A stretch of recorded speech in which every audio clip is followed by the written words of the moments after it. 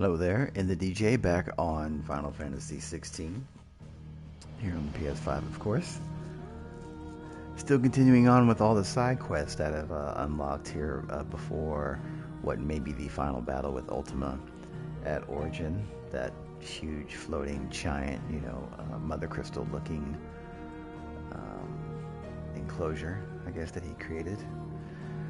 But yeah, still doing all these side quests. And right now I'm continuing from my last session where I'm trying to find that one last bounty that's somewhere in the kingdom of Waloed in Ash. Can't seem to find that bounty. In reading it and going off its clues, from what I remember, it's supposedly another creature. I'm guessing creature anyway, that the kingdom had tried to tame, such as the behemoth that Clive had fought. So I don't know. I looked all over the the castle grounds here. Let me take a look at the bounty once again. Maybe something more will reveal itself. It says the Waloed army captured such beasts and tried to train them to serve. Right, remember that. But this particular specimen's training has long since ceased. Whether its captors turned Akashic with the rest of their comrades or were eaten by their pet when it broke free from its bonds, we shall never know. All we know is there is none left alive who knows the words to put an end to its rampage. Only a show of force will suffice. Yeah, I don't know. It's just somewhere. I was looking in different pockets or clearings in Waloed that I thought the bounty might be, such as past bounties have been located in clearings, certain dead ends and everything. Yeah, so far no luck. But I'm going to take a look at this map again, give it another shot here. So yeah, I looked all around here, around the fortress or castle grounds itself. Thought I looked all around there. Let me try from here once again.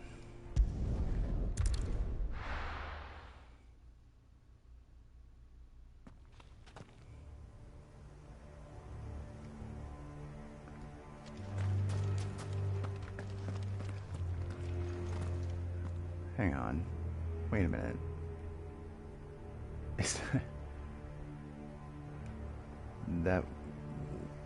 That was not there before. Whatever that is. Whoa. That's got to be it.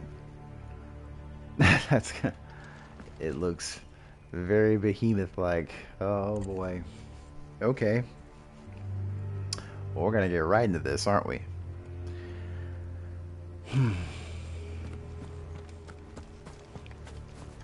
All right. He was not there before. I don't think. What? A behemoth king. Okay.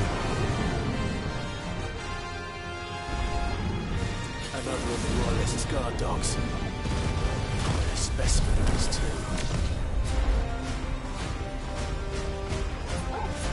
Over here!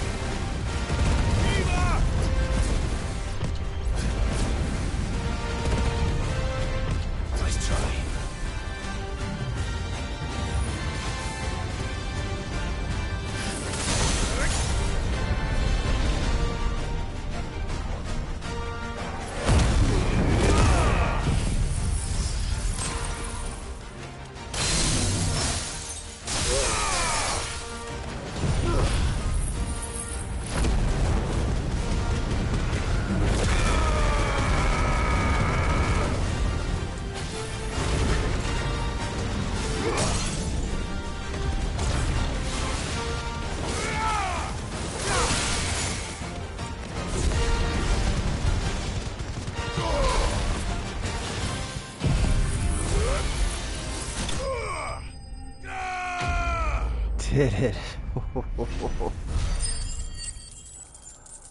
20,000 experience. Ooh. Oh, and look. Or chalcum. I needed more of that for the that special sword I'm trying to forge. The most powerful one I've come across. But yeah. Wow. I just had to basically just keep pouring on the icons, specifically Bahamut's abilities there. Just and just keep dodging everything he was throwing at me, which was a lot. Okay then.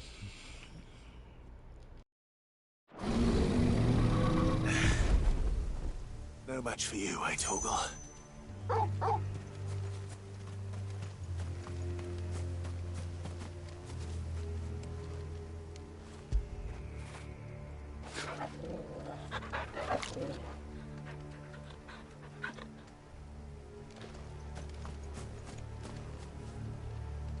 Well, okay.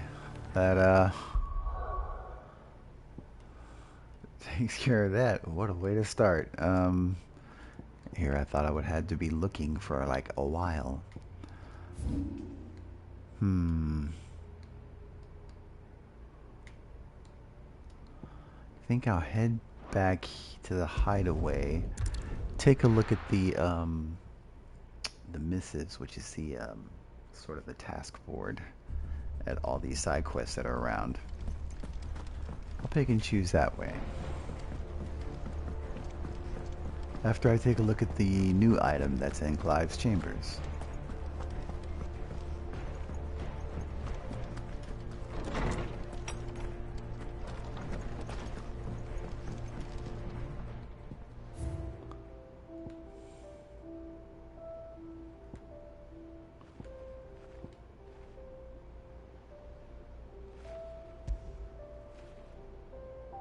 Alright.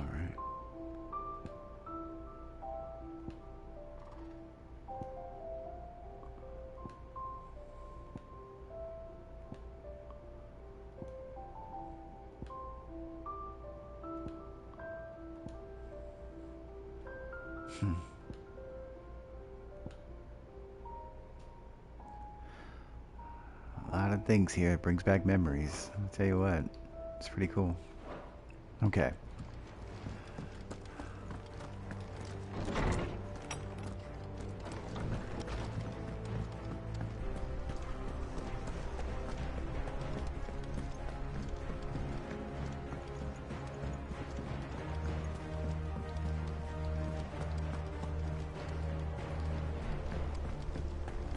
There's something about it.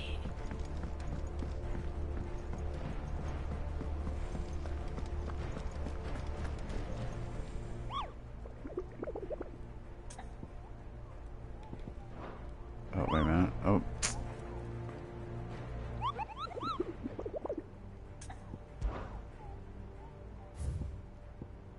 Okay. That is it. Well, I mean, that could be all of them, but I mean, what would be beyond, for as far as bounties go, tougher than a behemoth king? So, Clive! Here you go. okay, the Alliant reports. That's what it was called. Now, under new management 2. More with that storyline, huh? I think I might want to tackle that one. Oh wait, lines in the sand too. Duty undone. Oh wow, there's. Huh. Okay.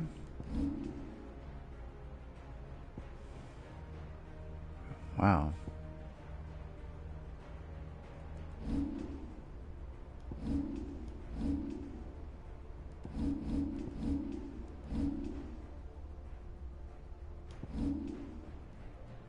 So this doesn't list. Oh, I see. These list the quests that are outside of the hideaway. I thought this also listed what was here in this area, but it doesn't. So, well, Okay, that's fine. Um,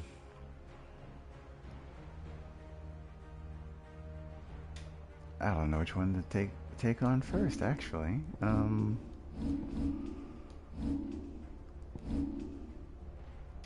How about these here? One's from...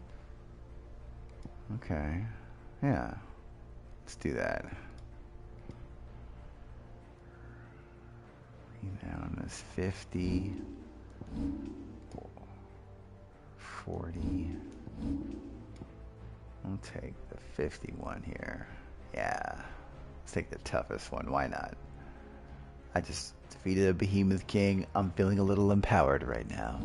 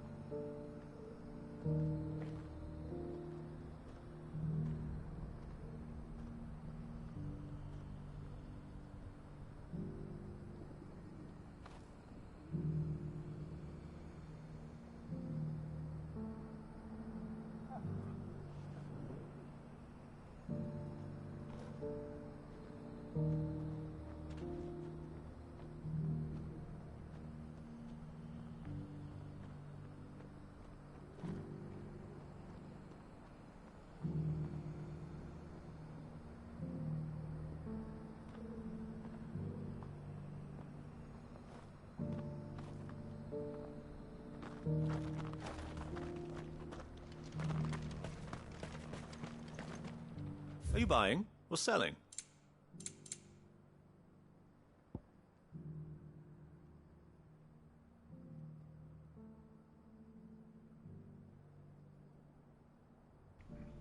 Increase damage by 30%?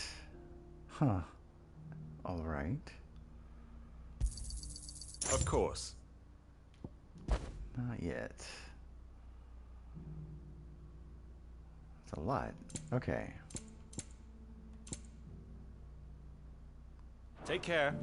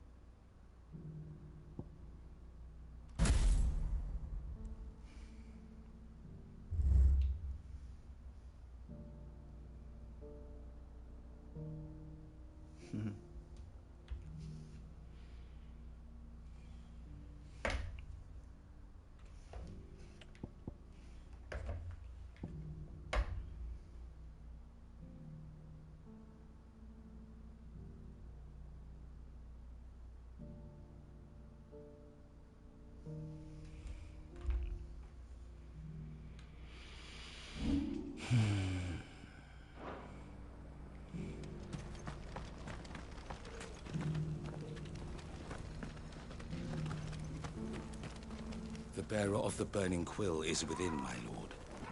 Prithee enter.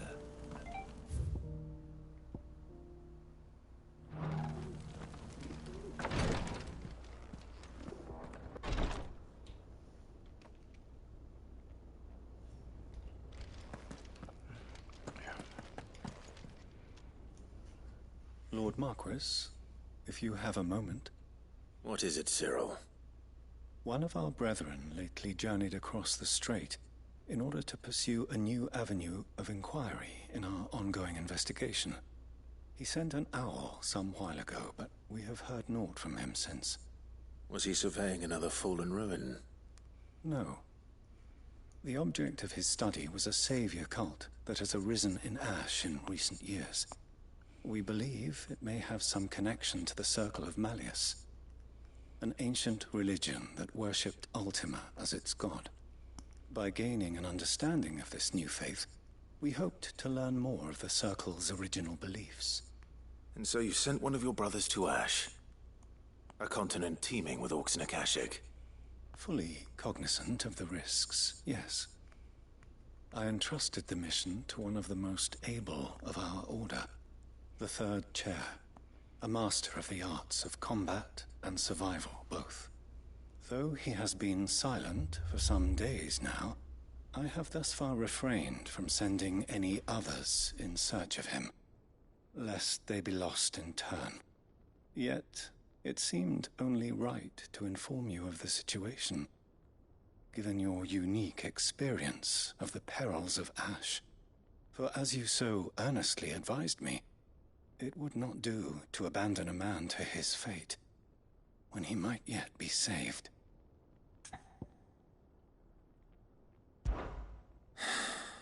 It would not. But Ash is a big place. Can you be any more specific? Perhaps. The last owl I received from him mentioned a village where he had heard the cult were wont to assemble. Mickleburg was its name. It lies in the southern reaches of Waloed. If aught ill befell him, I expect it did so there. All right. I'll see what I can do. You are much too kind, my lord. Go then, with my hopes, and may the Firebird's flame ever burn in your heart.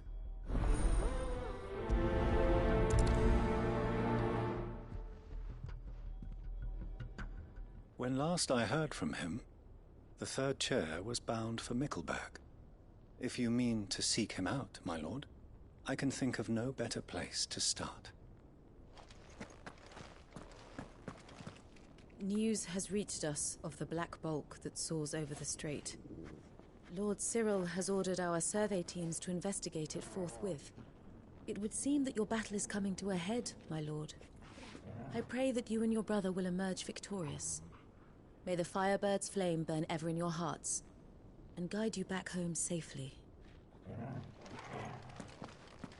So then, Torgal, how do you feel about a trip to Ash? We have a Third Chair to find. Assuming he's still alive.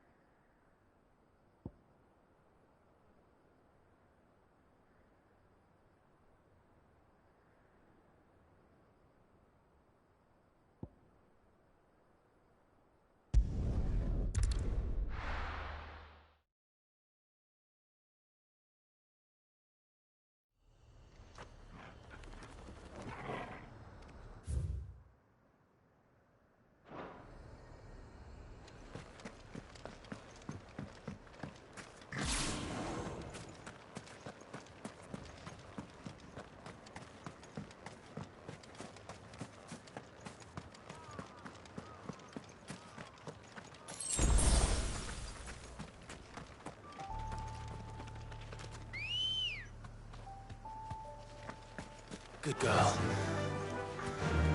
Fly, Ambrosia.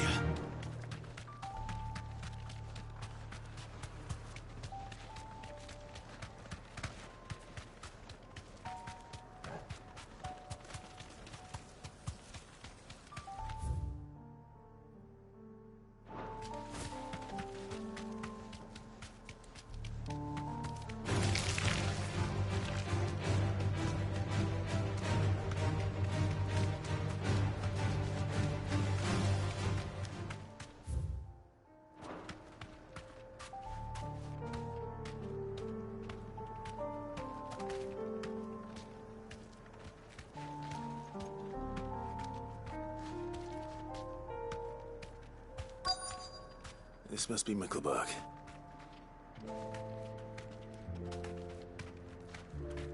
Straight home now.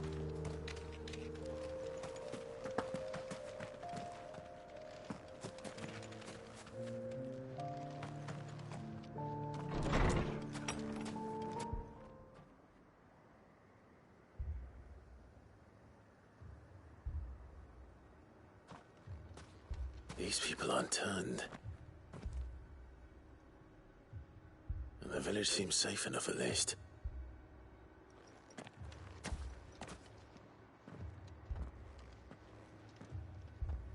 What is going on here? Ah. Did you, too, heed the call? Heed the call? No, I came here looking for someone. To be honest, I wasn't sure I'd find him here. Let alone all of you. Is that so? What are you doing here? Is this where you live? It is my home. The others, they heeded the call. You keep saying that. What do you mean? They came here to perform the rite, just as King Barnabas instructed. This village is their altar, where they shall cast their souls upon the gentle waters and give themselves to the Lord. Give themselves? Oh, Lord, cleanse us of our sins. Let us be reborn in your loving arms. Free us from the torment of this mortal realm. They want to be saved. Forgive me, but did another foreigner like me come here? He was probably wearing a cowl. You mean the traveler from Stone? Yes. He's staying at my house, toward the rear of the village. Thank you. If you don't mind, I'll go and greet him. They seek the same salvation Barnabas did. Bring us salvation. At least the third chair is still alive. Let's go and find him. Your friend with the cowl has been staying with me. Please, make yourself at home too, traveler.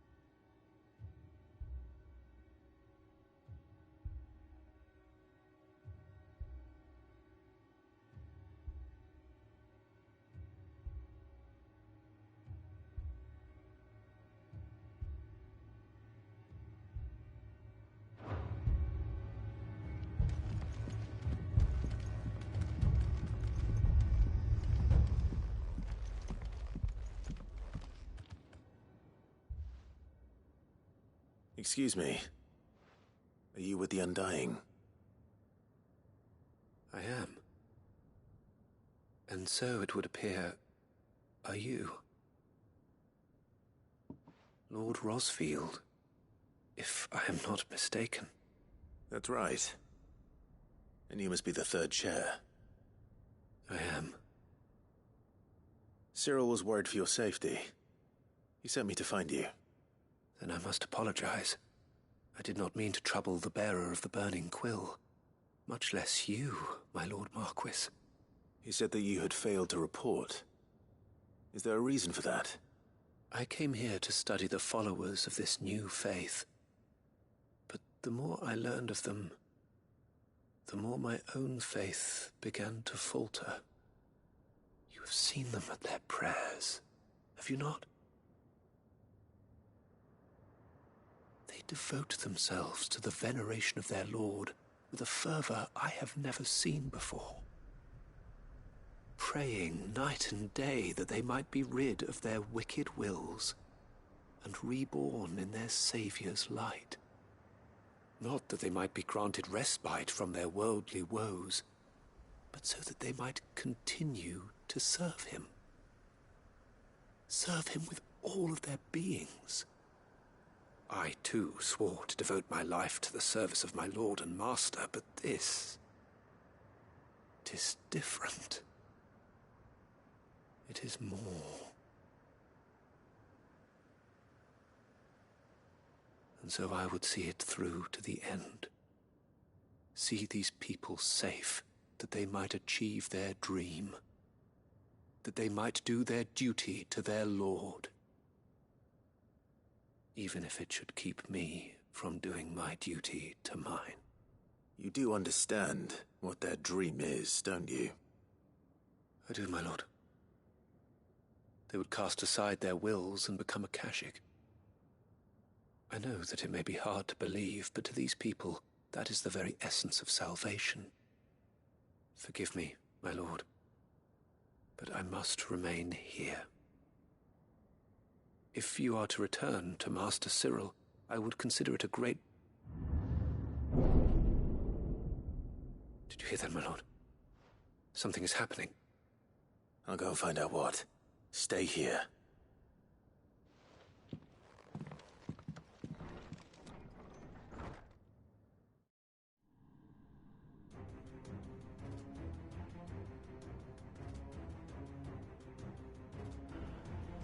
I'm guessing they got their wish. Oh no. There must be something I can do.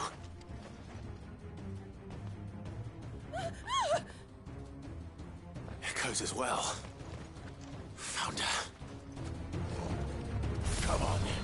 Over here!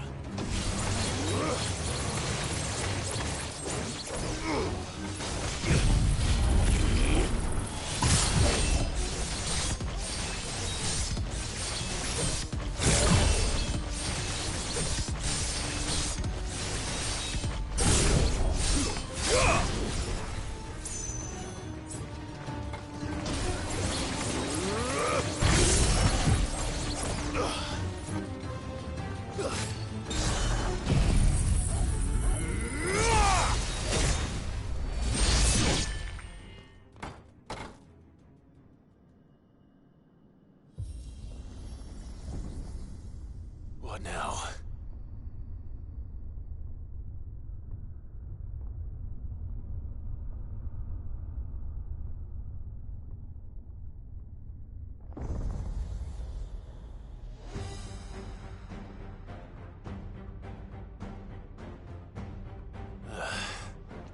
We meet again. I've killed your kind before.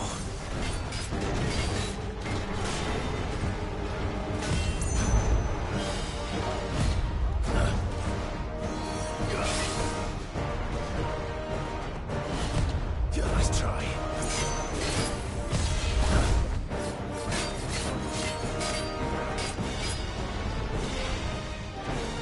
Slow.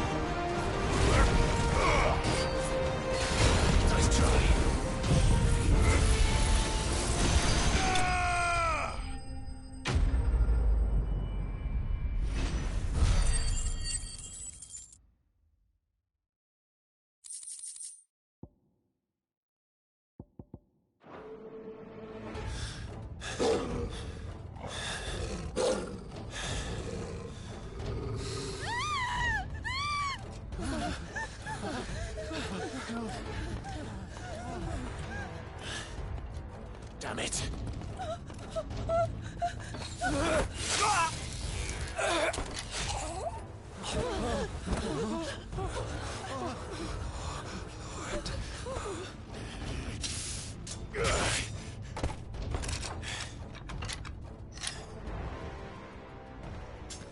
Don't you die. Come on, speak to me. I had to save them, that they might have a chance to find true salvation. By devoting themselves to the service of their Lord. Just as I did when the Undying plucked me from the gutter and gave me a cause to believe in. A duty to serve was everything to me, and I would not deny them that fulfillment, even if they must become a Kashik in order to achieve it. Forgive me, my Lord Marquis. I did not mean to trouble you with this. My findings. Could you deliver them to Master Cyril for me? Of course. Your duty will be done.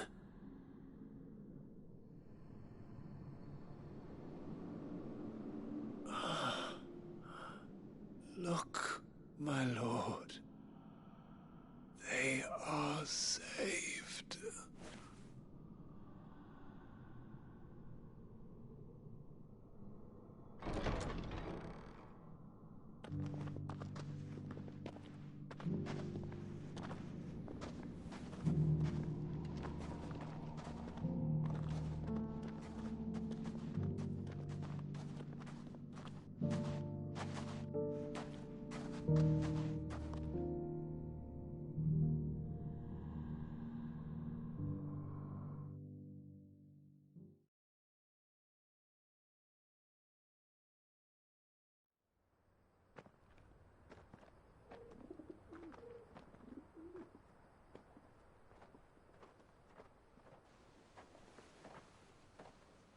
They are saved.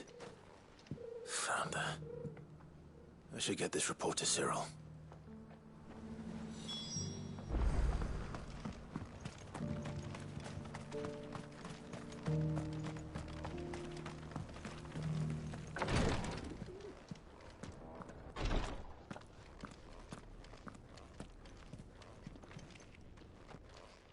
My Lord Marquis, welcome back. I am glad to see you hale and whole. I met with your third chair, Cyril. He bade me deliver his findings to you.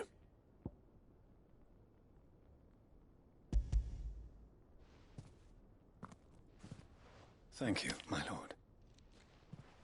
He remained in Ash? He died protecting the villagers from an echo. I buried him in Mickelberg. I'm sorry that I couldn't save him. If you could not save him, no one could. The villagers, they were believers in this savior cult.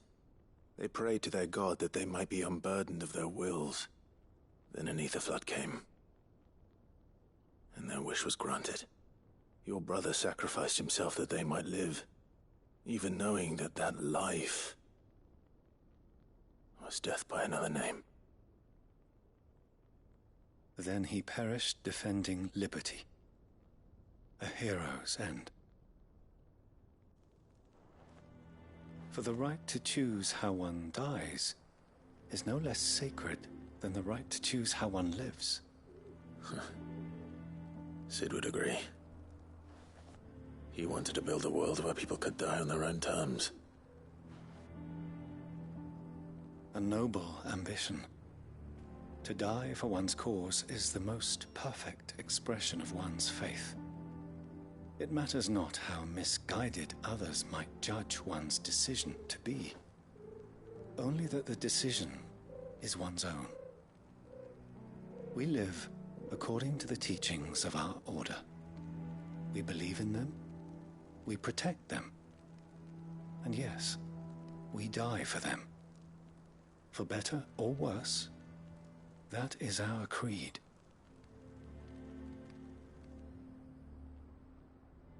But he didn't die for your creed. He died to save them. And you still believe that what he did was right? I believe that he believed it was. We of the Undying are not slaves, but willing servants. And this was his will, the ultimate expression of it. All right. I'd like to know this man's name, Cyril. To know the names of all the Undying who've fallen in the line of duty. They died serving my house. It's only right that I remember them. That is my duty. Of course. I shall fetch the Book of Martyrs at once. My lord, it has been, and shall ever be, the greatest honor of my life to serve House Rosfield. Though our duties may differ, yours is no less important. I pray with all my heart for your success. And were they here, I have no doubt but that every one of my fallen brothers and sisters would feel the same.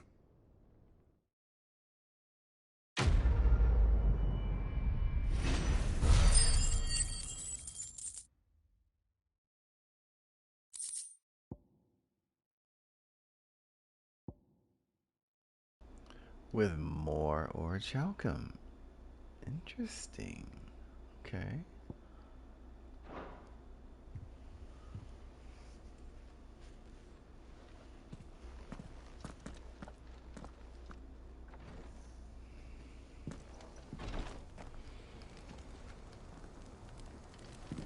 The bearer of the burning quill is within, my lord.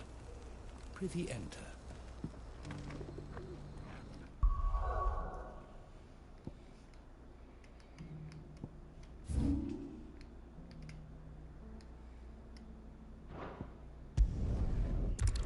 I think now I gotta see how much closer I am to forging that sword.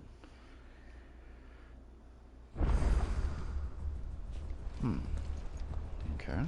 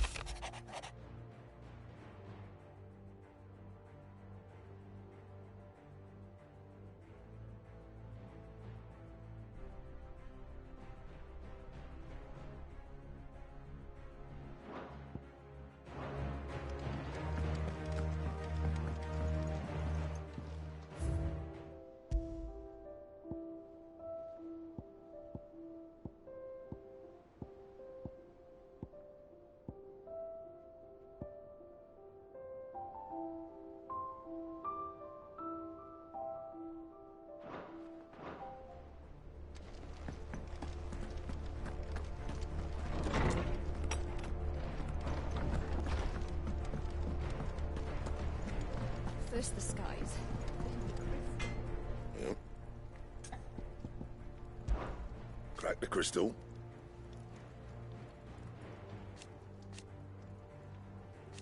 Not a very good one. But then...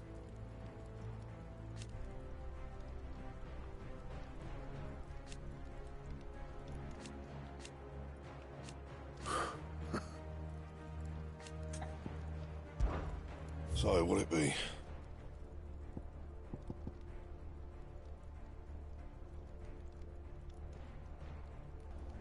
All I'm missing is one piece of dark steel. That's it. Okay. And?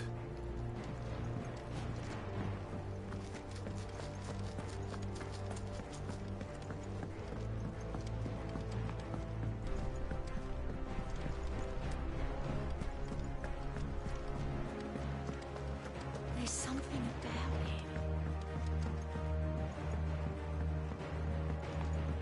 Twinside's hundreds of leagues away.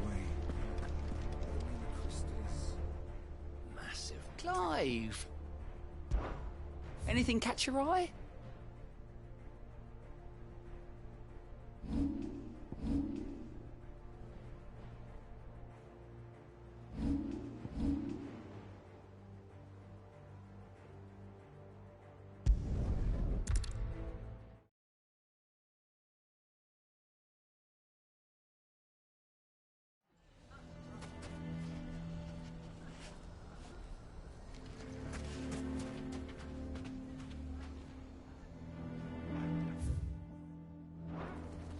Why the hell would Victor take the bearer's side? Why is everyone being mean to Lubor? He didn't do anything wrong.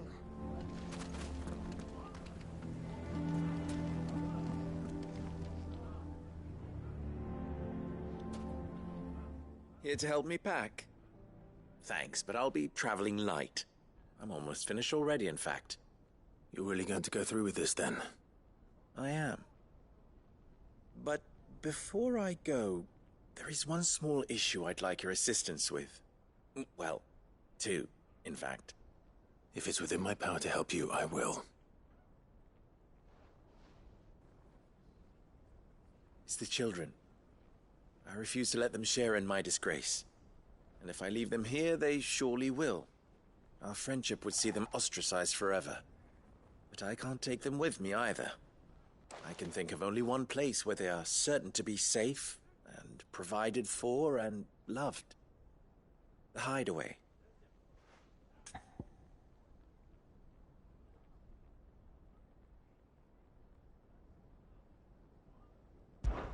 Of course. The children would be more than welcome. Thank you, Clive. I will not forget this. Lubor, are you still here? What is it, Ferda? You look pale. There's been a flood in the Velcroy, a damn big one. The League of Outlaws encampment was completely submerged in ether. What? Every last one of the bastards has turned. And they're headed this way. Bandits are one thing, but Akashic bandits are quite another. The town guard won't stand a chance against them.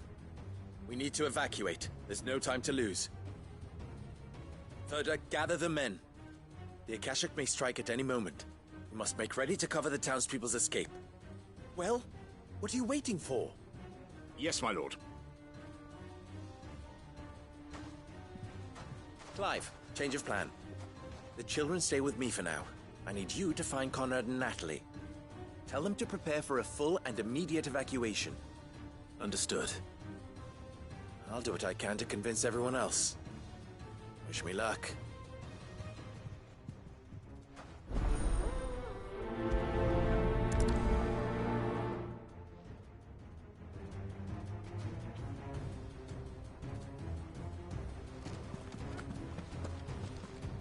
What's an Akashic?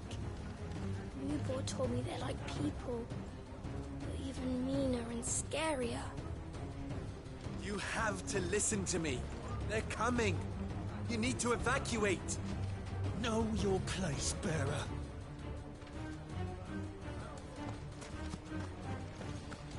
Why do they always have to make such a fuss? Huh?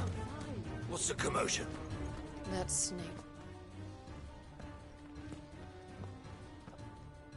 Ah, it's you. What do you want, Lord Underhill? To pass on an important message. There's been an ether flood out in the Velcroy. The camp where the so-called League of Outlaws were gathering has been swallowed. They're no longer just bandits. They're Akashic now, and they could be here at any moment. You need to begin preparing for a full-scale evacuation right away. Oh, do we? And who was it who gave you this disturbing news, might I ask? Lubor, perhaps? The man spreading the same poison out in the square as we speak. You may believe his lies, my lord, but we know better. But why would he lie about something like this? Some twisted attempt at revenge, perhaps. If he had not been unmasked, he may well have been elected our leader. A great honor for one of his kind. One he might well feel aggrieved at having been denied. Lord Underhill, forgive me, but it has become all too evident where your sympathies lie. Lubor cannot be trusted, and neither, therefore, can you.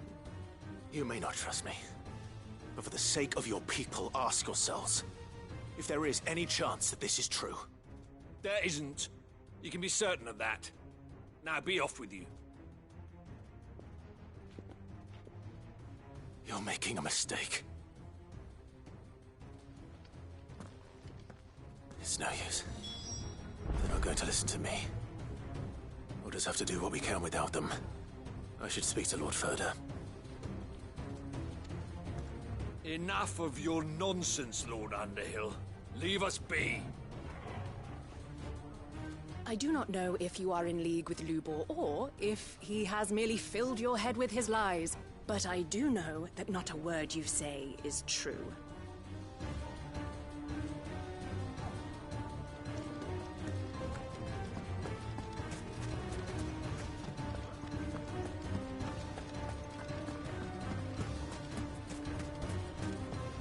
I think we'd better shut up shop for today. Give people one less thing to throw at him. What's Lubor raving about now?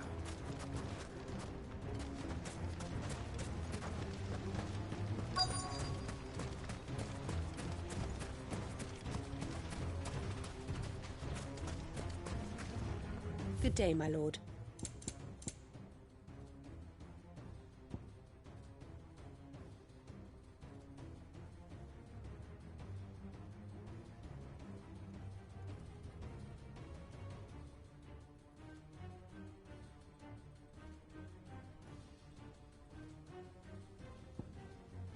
Thank you for your custom. Lord Furder. Cid, what's wrong? I went to warn Conrad and Natalie about the Akashic, but they wouldn't listen. They've convinced themselves that nothing Lubor says can be trusted.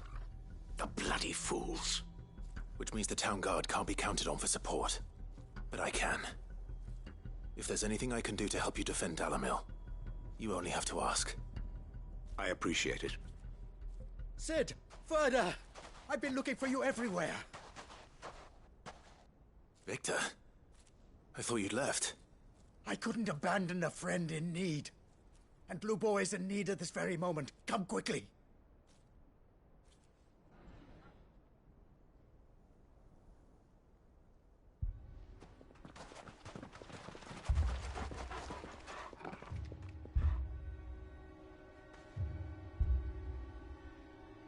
You have to believe me! The Akashic are coming! They don't eat, they don't sleep, they don't tire, and they don't care who they kill. They're unlike anything that's come before. There will be no parley, no mercy granted! We may have saved the town once, but this is different. I do not ask that you forgive me, but please believe me. If you do not run, you will die. You will all fucking die!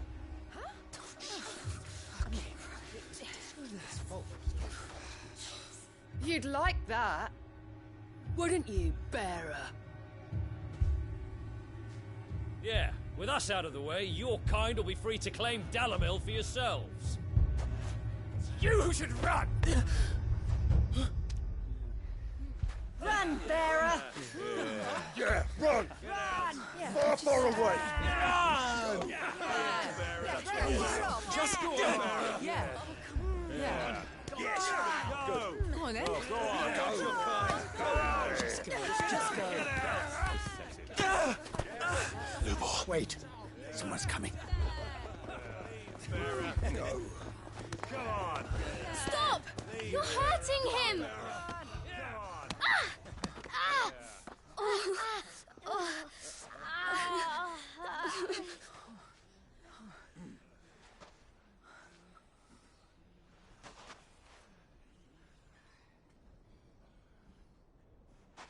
What did Lubor ever do to you? He solves all your stupid problems, and he keeps all of you safe. You know there's nothing he wouldn't do for this town. Who was it who made that cleaver you use every day, Conrad? And what about your counting table, Natalie? Who fixed that? Whose men make sure the streets are clean so all your boots don't get dirty? Who spends all day every day making sure things run smoothly round here? And none of you ever say thank you, ever. But did Lubor ever complain? Well, does he ever stop smiling? He keeps this whole place going. And you act like he doesn't even exist.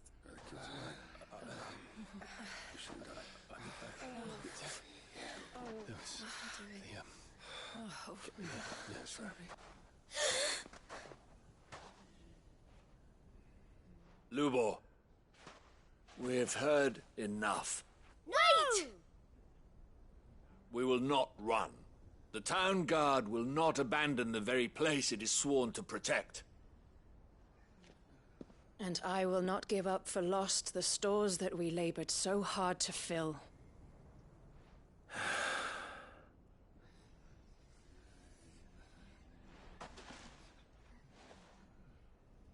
So tell us, how do you propose we deal with these Akashic of yours?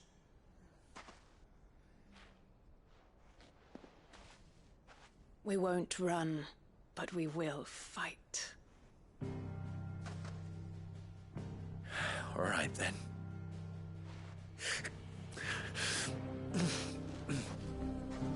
Fine.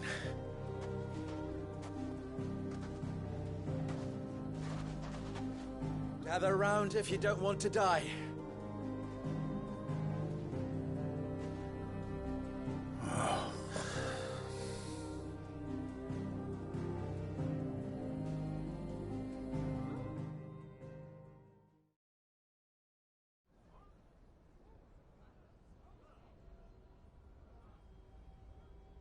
Allow me to explain the situation.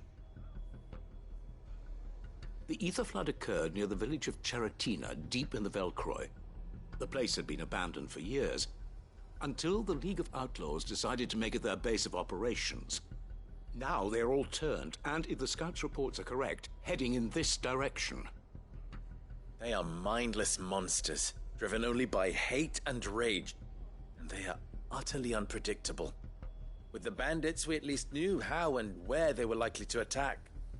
When these creatures come, Dalamil will have the bitterest fight it has ever faced on its hands. The town guard will muster at the north gate. The rest of us will take the south. Both forces will provide men to serve as scouts and messengers, ready to spread word of the size and nature of the Akashic force as soon as it is spotted. And as soon as it has been, we will converge on its position and see that it is driven back from Dalamil at all costs. Conrad, can I count on the support of the town guard? Always. I leave the selection and coordination of the messengers in your hands, Victor. And the command of our men in yours, Ferda. If you would both be so kind. Consider it done. As you wish. Natalie, I would ask that you and your people have the townsfolk barricade themselves inside the bathhouse. And tell the merchant not to waste time securing anything beside the essentials. Preserving life is our one and only concern. As long as we survive, it doesn't matter what trinkets we might lose. Our riches can be regained. And if anyone doubts that, let it be known that the Briar's Kiss stands ready to cover any losses. Very well. I shall tell them. Where do I fit into this plan? Where else but the most perilous place of all? I would like you to travel to the home of our erstwhile League of Outlaws, Cheratina itself. The main host is most likely still there, and Dalamil will not be safe until it is eradicated, root and branch. A little gardening. How pleasant. I doubt it. I have a feeling these weeds will be particularly stubborn. Luckily, so am I. So you are. All right then, we all know what we have to do. Now it's simply a matter of doing it. For Dalamil.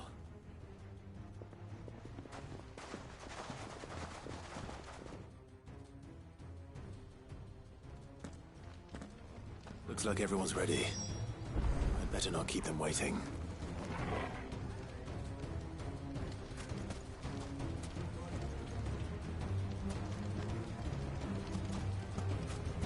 Come, everyone! To the bathhouse! Get all these weapons into the hands of the Watch. They're no use lying around here. Understood.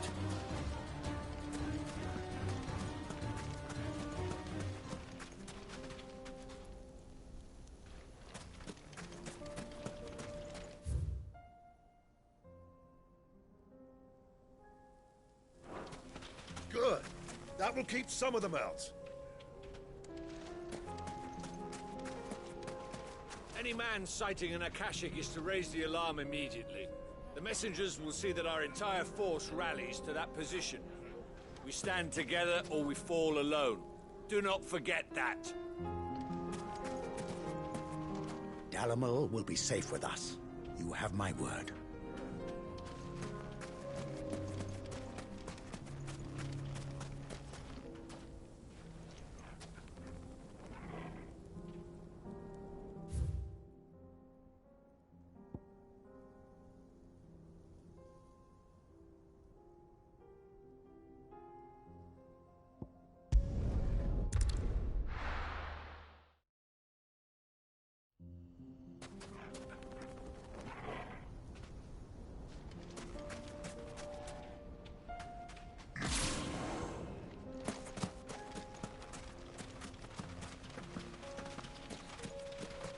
There's the flood.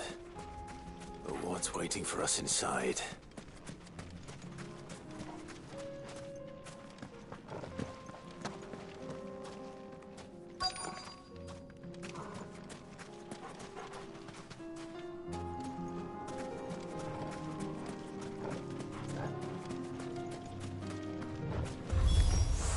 We can't leave a single one alive.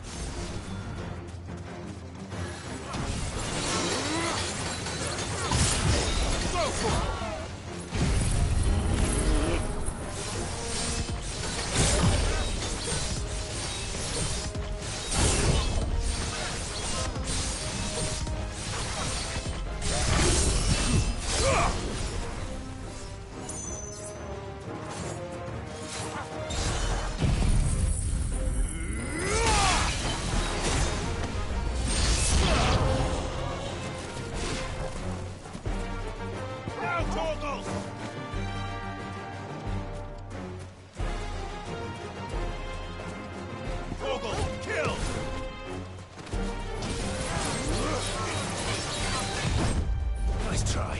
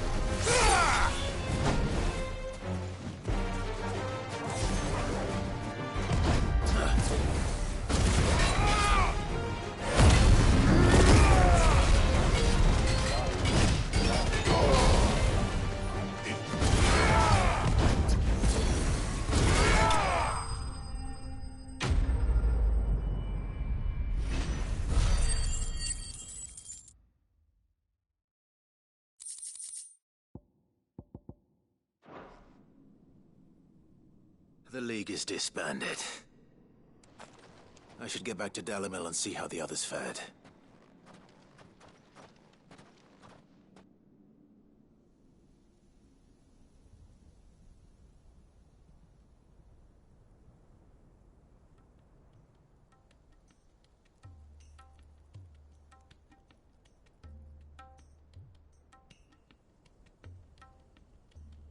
All the Akashic we were able to find have been dealt with. Seems that might be the last of them. Last of them here, perhaps. Lubo, Sir Clive has returned. Clive! What news from Charatina? It's done. Root and branch. I knew you wouldn't let me down. Thank you, my lord. Friends, the Horde has been driven back. The Akashic have been defeated. And we need not fear the arrival of any more, thanks to Clive. Victory is ours. We bloody did it! We saved Dalimil. Lubor, allow me to apologize. After all you have done for this town, we should never have doubted you. But we did. And for that we are truly sorry. We only hope that you can forgive us. We need you, Lubor. Dalimil needs you. So, if you would still like to be considered for the position of mayor, you have our backing. You do remember that I'm a bearer, don't you? We do. But that is not a stain on your character. It is a stain on ours. We thought only of what we perceived bearers to be, not what you truly are. The man who saved Dalimil twice over. I see. But I will only accept your proposal on 2 conditions. Name them. Firstly, that you will both do everything in your power to rally your people to my cause. If the Town Guard and the Merchants League do not accept my leadership, it will be doomed from the start. Unity is the key to defending Dalimil, and I do not doubt that we shall need to call on our combined strength again. When that time comes, I will expect us all to pull together, just as we did today. Of course. You have our word. And secondly, you will accept that if I am to lead you, the mistreatment of bearers must end here in Dalimil. Any bearer within our walls shall be afforded the same rights as any other citizen. They will not be judged by what they are, but who they are. As we failed to do, and came so close to losing everything. We agree to your conditions. And we have only one in return. That you continue to work for the good of Dalimil, as you always have. Condition accepted. Well then, it seems my mayorship is all but confirmed. Do I get some sort of special hat?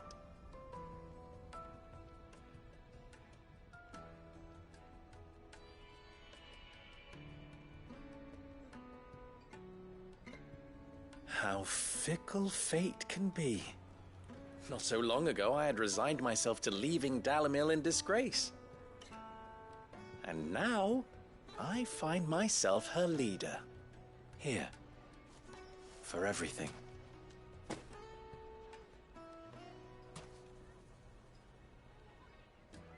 Lubo. About the children. Fear not. You are, of course, relieved of your responsibility. I would sooner face another horde of Akashic than see them brought up as outlaws. I'll make sure they're safe here. I don't doubt that you will. And not just the children, but everyone in Dalimil. I'll do my best. Can't have all your hard work going to waste.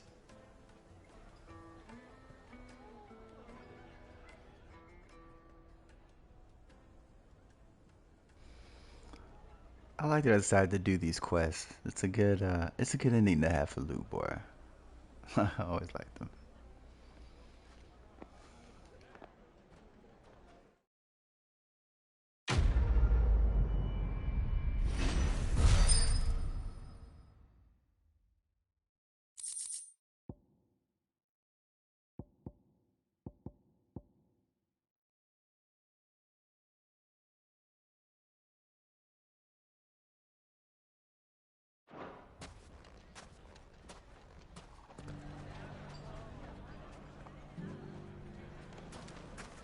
I shall devote my every effort to creating a haven for man and bearer both.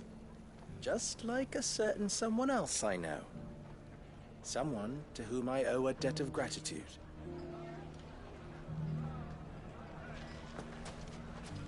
From bearer boy to mayor of Dalamil, how far Lubor has come, and how richly he deserves it. Well, I certainly didn't expect it, but Dalamil seems more united than ever. I'll have to redouble my efforts to bring Costness under control. Can't have Lubor showing me up again.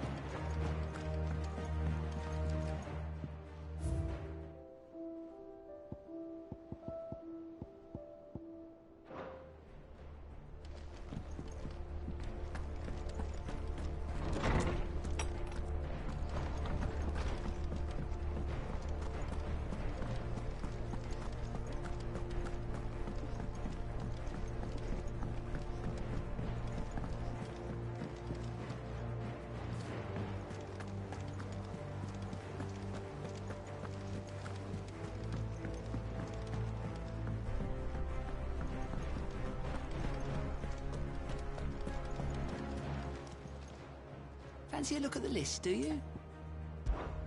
Anything catch your eye?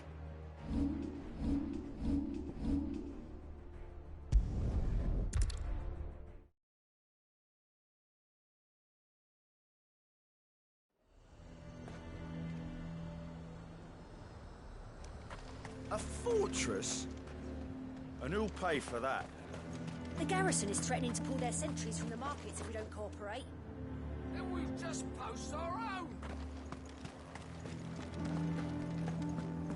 I would speak with this Duke about the demand. Saw the captain just now. Wasn't wearing his uniform. Because he handed it in along with his sword. Said he'd find a better way to protect the town.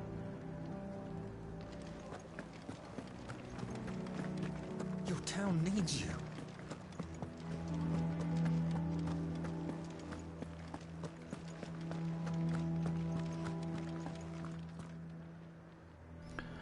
More on this schism between the common folk and I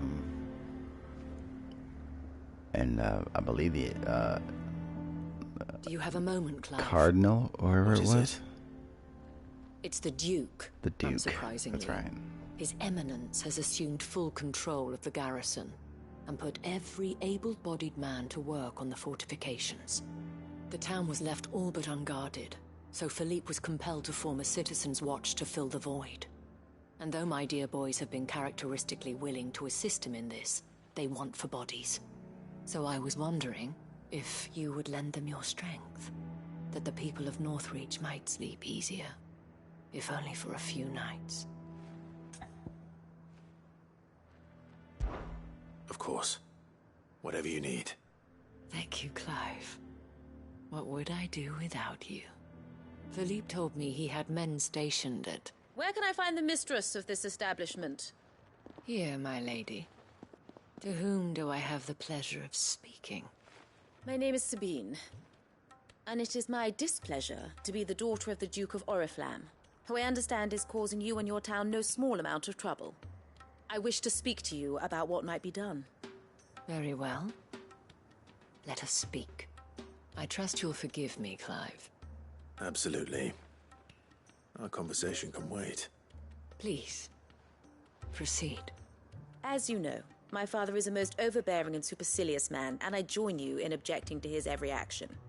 Indeed, I owe you my thanks for continuing to argue against his reckless plans. Yet I fear he is not one to be swayed by reason. No. He must be made to face the consequences of his actions. And who would make him do this? I would. Myself and several other like-minded individuals. Were you to join us, we would surely have the strength to drive him from Northreach for good. Does that not seem a trifle... drastic? Drastic action is precisely what is called for. Unless you are content to see your people downtrodden and dispossessed. My father would have it that citizens exist only to serve the Empire. That they should be forced to make every sacrifice to ensure her revival. But he is wrong. It is not the people who must serve the Empire, but the Empire who must serve her people. He's always been like this. Scornful of the opinions of anyone he judged beneath him. But he cannot be allowed to ride roughshod over the common folk any longer. We must fight him. By all possible means. Fight him? No. My purpose is to quell the tension in Northreach, not to stoke it. Respectfully, my lady. Our only chance of saving this town depends upon every one of us uniting against our common enemy. Your father and his followers included. While I understand your frustrations, I cling to the hope that he may yet be won round. False hope, I assure you. But I see that your mind is made up. I shall bother you no longer. If you will extend me the same courtesy, I bid you good day. She certainly has spirit. Indeed. But unfortunately for us, that spirit is only likely to harden the Duke's resolve, which may be enough to seal the fate of this town. Not that she cares. This is all about her and her father. Families. I'm sorry, where were we? Ah, yes. I was about to tell you of Philippe's plans for the town watch, but perhaps it's better that you heard them from him. I believe he's in the market, if you'd be so kind as to seek him out. Right away. It's just a pity I cannot join you. I'd like to see the two of you in action together.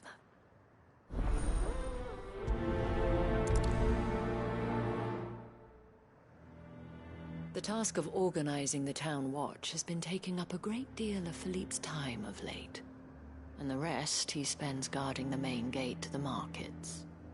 You'll find him there, most likely.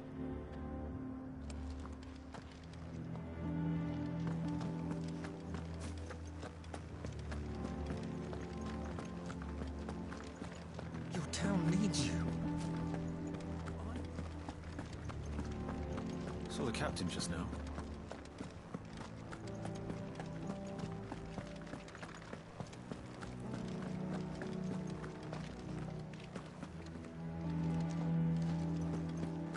What does the dame have to say about all this, I wonder? So you are content to abandon the people to their fate? Please, I beseech you. If If you're a true son of Northreach, you must fight to defend your home. That's exactly what I am doing, milady. Or trying to, at least. The land is crawling with fiends, and someone has to keep watch. Even when our true enemy is hiding in the garrison? Fine. You're not the only able-bodied man in Northreach. Thank you so much for your help.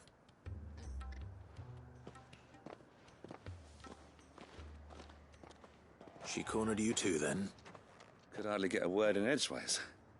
Like father, like daughter, eh? She made an uninvited appearance at the Vale earlier, hoping to convince the Dame to join her in fomenting rebellion. I bet that went well. Her ladyship seems to have a way with people. Anyway, what brings you here? Our mutual friend thought you might welcome some help. Oh, she did she? Right as always. In fact, you're just the man. We've had some reports, you see. Sightings of, you know what. They're back. Seems that way. All over, too. We haven't been able to confirm anything yet, but if you're willing, you could go and see what's what. Right. Where should I look? You know Grieger's Weep? One of the sightings places them somewhere on its shores. I'm on my way. Thank you, Clive. I'll look into one of the other sightings. Let's rendezvous back here later.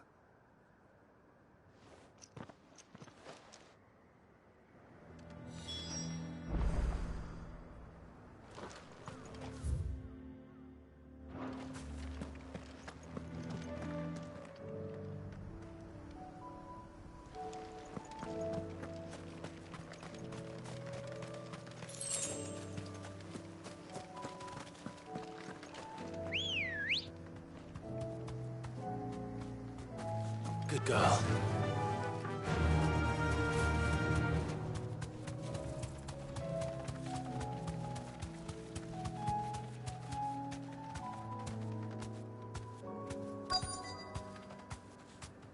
You deserve a rest. Damn it. The reports were true. I need to stop them before they get to the town.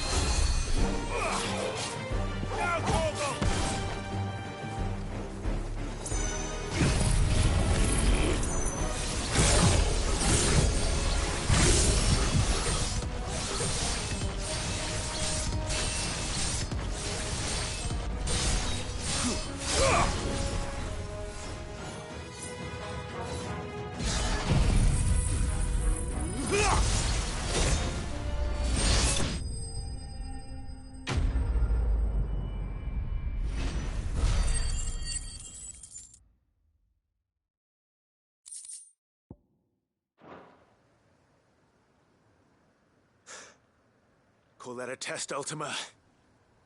Clive, it's me. Are you all right? I am. But it seems the reports were true. The thralls have returned. I dispatched the few that I found, though. Well, there's something, I suppose. But what were they doing south of town? They all came from the north last time. We might be able to fend off an attack from one side or the other, but from both? Do you have eyes in the north? Some. I should probably go and have a look, though, just to be sure. You head back to Northreach. I want you there just in case war breaks out while I'm away. What do you mean? Her ladyship's been busy working her magic on the townspeople. Stirring up ill feeling towards her father. She'll have her marching on the barracks if we're not careful. What? This is exactly what the Dame was afraid of. I'll do what I can to calm things down. Be careful out there, all right? Don't worry, I'm not like you. One sniff of those things and I'm running back to town screaming blue murder.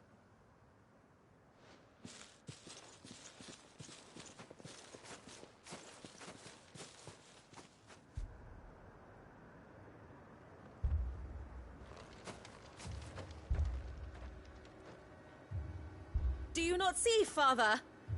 The people of Northreach have given enough, and only a fool would ask for more. Listen to me, Sabine. Where would our people be without their country, hmm? The Empire is their sword and their shield. It is she that ensures they can live without fear. And now she teeters on the brink. Without their sword, how will the people fight? Without their shield, how will they protect their kin? Can the unarmed stand against the advancing hordes? No. But there is yet hope. A new shield, a new sword. A new empire. We can rebuild Sandbreck, just as Great Griga wills it. Perhaps we could, Father. But we don't want to. Not if it is built on the broken backs of the people. Please, let us not quarrel in the street. You must see that no good will come of this. Our fight is not with each other, but with the threat that draws ever closer to our gates. A threat that your sword has yet to rid us of, Your Eminence. You will hold your tongue, whore! You may have filled my daughter's head with your heresy, but I will not be corrupted. Corrupted? Your daughter's opinions are her own, as you would know if you had ever deigned to listen to her. At least I hope they are your opinions, and not posturing born of a family feud. Northreach deserves better than that. Northreach deserves better than you, Carla. Yes, I know who you are. The slut of Twinside who bedded a Brandit. Jealous, are you? That a woman might choose a bearer over a pious man of Griga. Clive! I met a swarm of thralls coming south from Oriflamme. Hundreds of them. Too many to count. Oh, fuck. No. Work on the fortifications has scarcely begun. We will retreat to Caer Norvent and there make our stand. Did you hear me? That was an order! While this is but a heartfelt plea, let us make our stand here and protect our homes. Protect those that we love. Together, for Northreach!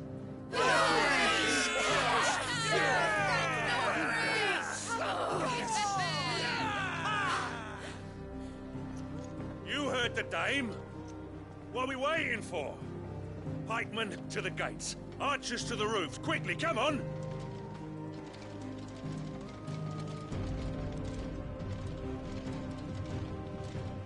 But she is but a common... whore, yes. And we'd follow her to the gates of hell.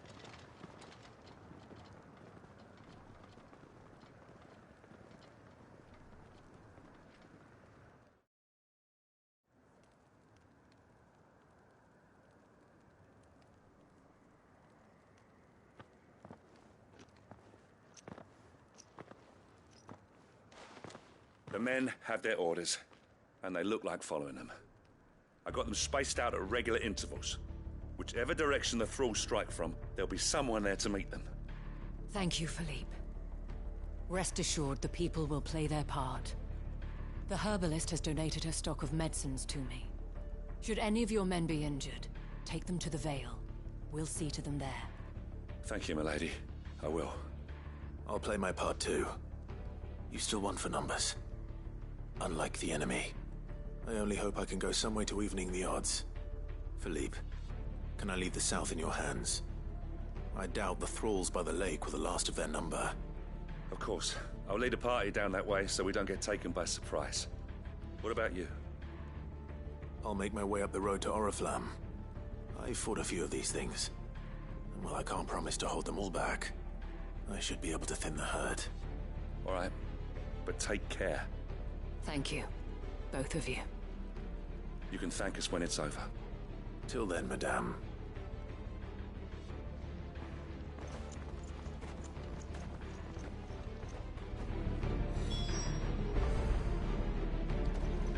See that you come back safe, Clive. And we shall do everything we can to ensure the town is still here when you do. When the fighting begins, we can take refuge in the barracks. We'll be safe there. I have served the Duke for many years, and I hope to do so for many more. But I cannot turn my back on these people. Our people. Merciful Creaker, wherefore would you forsake me? Father.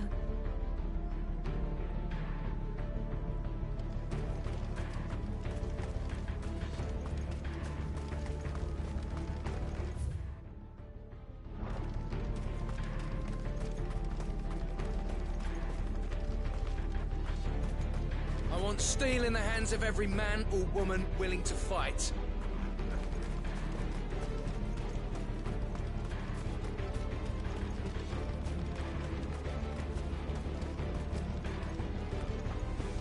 If any get by, you can trust we'll be here to meet them head on.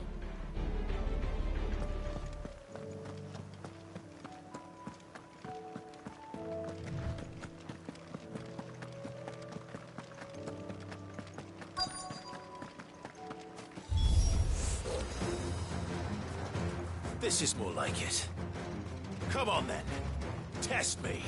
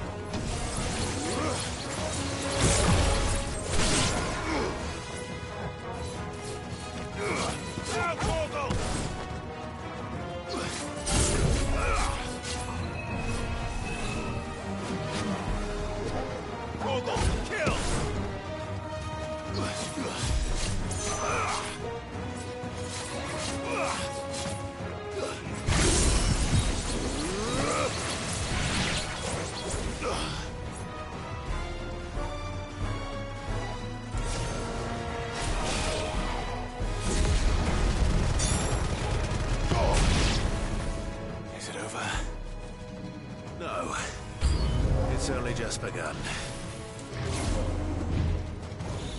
Too slow.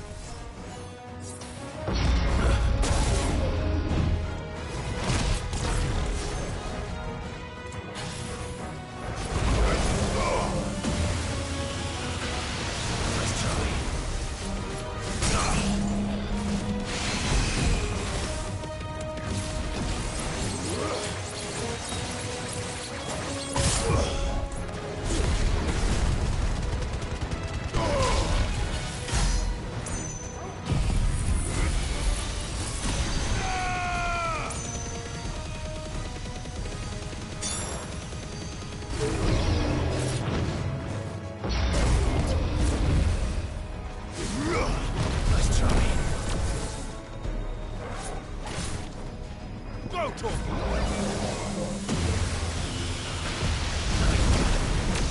Get him!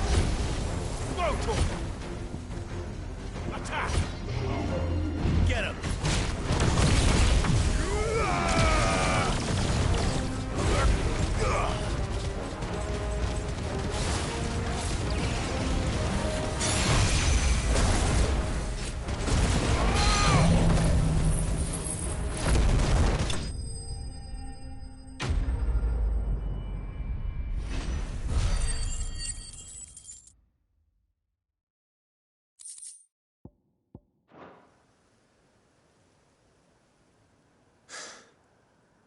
That looks to be the last of them. I wonder how the others fared. Better hurry back to town. Come on, Torgal.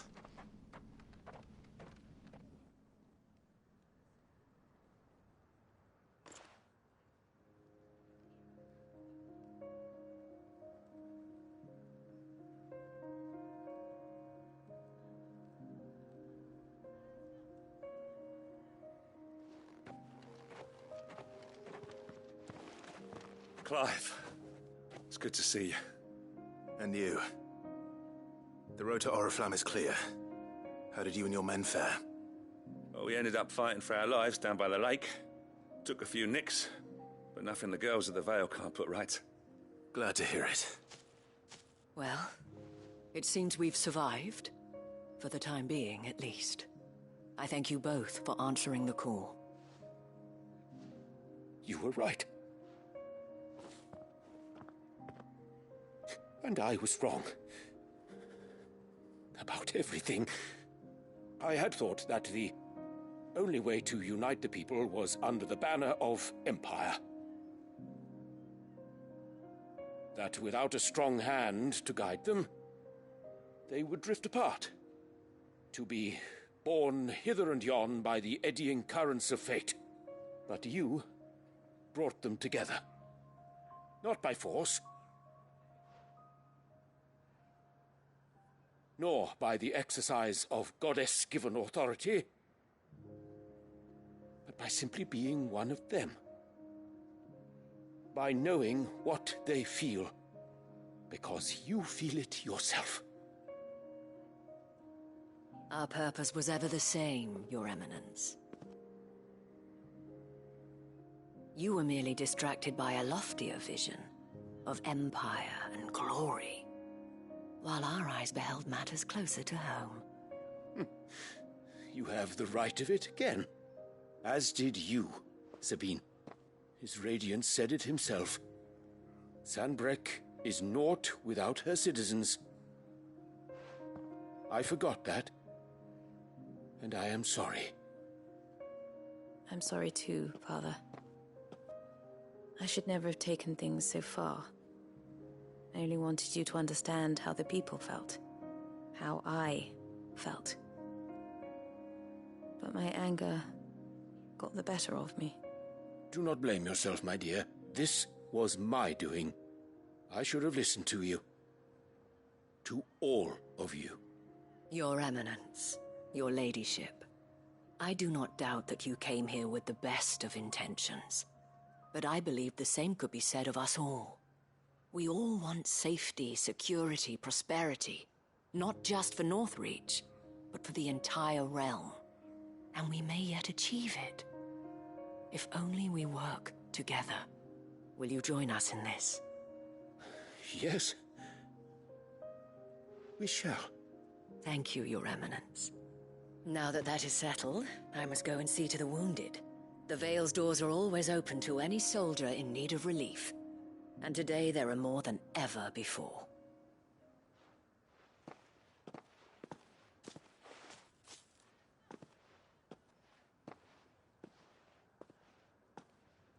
Madame Isabel is a rare soul indeed.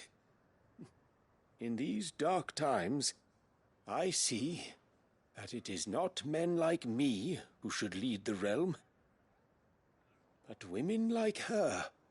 You're right. If only I'd listened to her when I had the chance.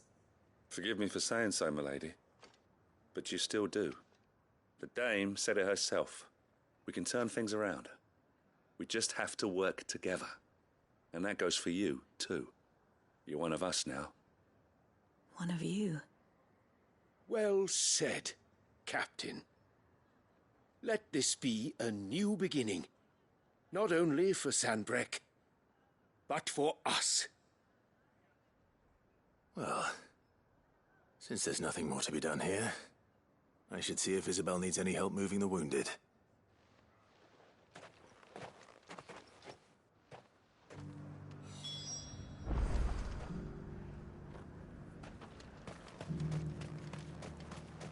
You too are a friend of Madame Isabel's, are you not?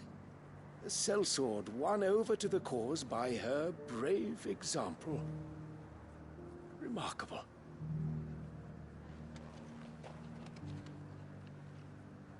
I only wanted what was best for Northreach, for Sanbreque, and I still do. But this time, I will go about things the right way, in concert with others, rather than in spite of them. Thanks for your help, Clive. We couldn't have done it without you. Now all we need is for their eminences to start pulling their weights.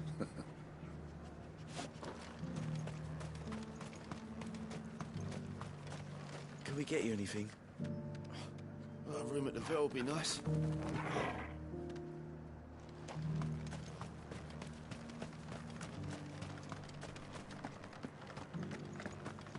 There's no need to worry any longer. One of the dames, aren't you? Leave it to her to spot an able body.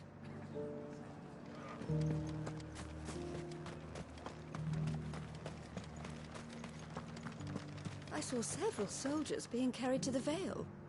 They'll be well taken care of, I'm sure.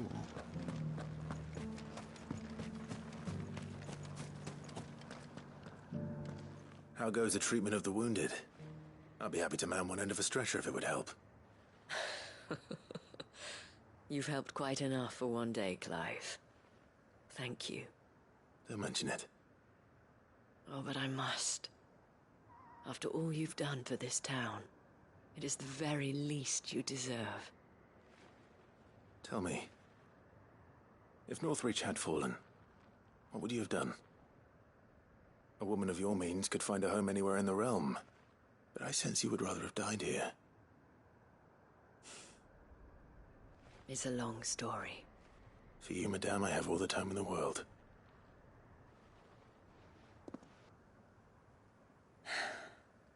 Very well.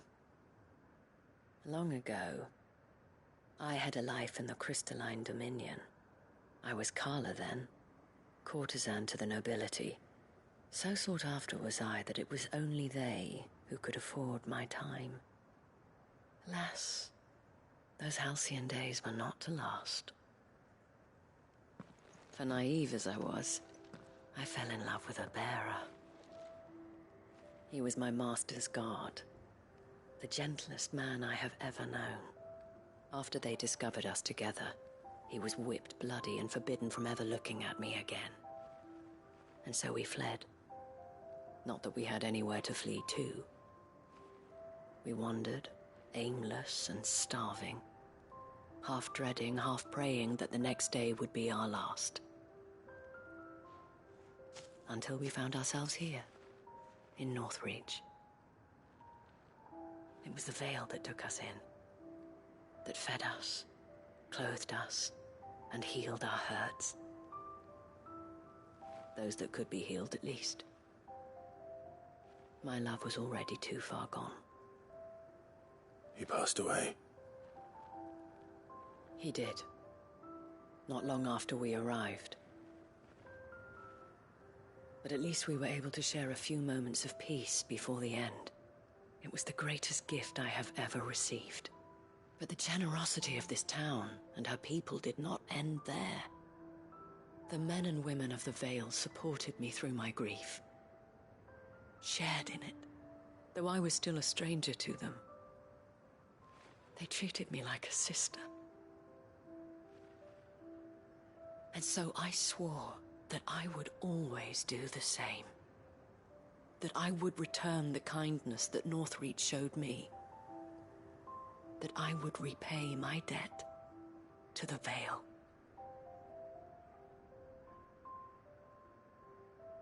Thank you, Isabel, for sharing this with me.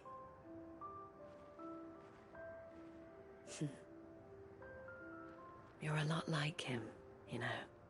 Perhaps that is why I have such a soft spot for you. Never stop fighting, Clive. And I shan't either. I know that it will not be easy to keep Northreach together. But our efforts will be rewarded. Just look at us now. The people, the soldiers, even the Duke of Oriflamme and his daughter, all united in defense of this town that we have come to call our home. And what of you? Can we count on your support too? Always.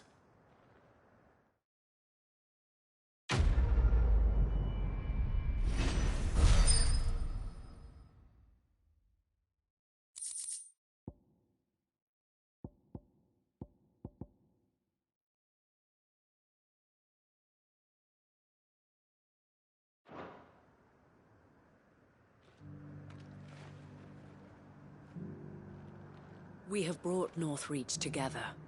Now the fight begins to keep her together. For if this town is to survive, we must all play our part. Including you, Clive.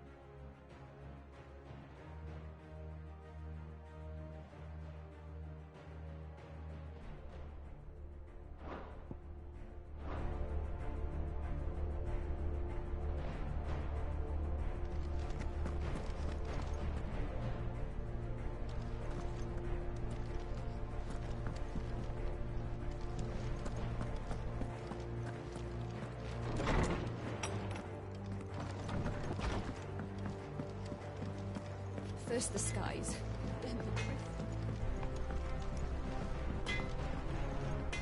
Trouble with your gear, or... So, what'll it be?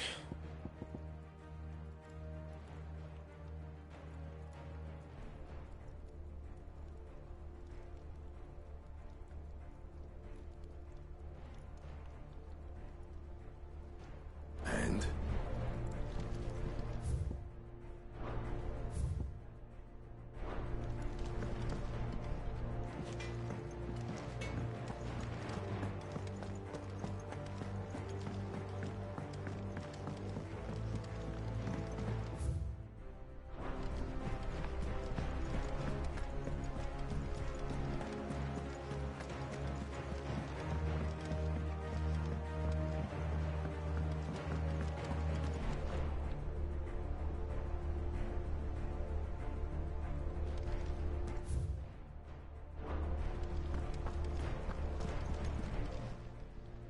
How may I help you today, Clive?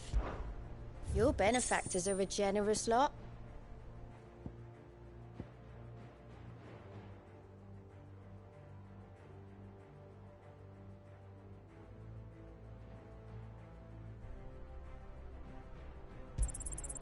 You earned this.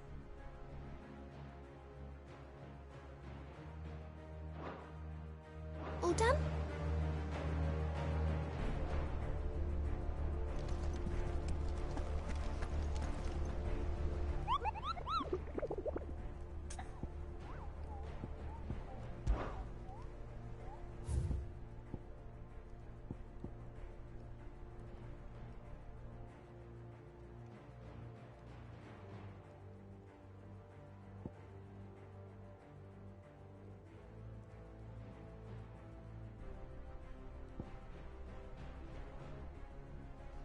Okay, both of these bounties are in Sandbreck. Both Class A's. Let's see here.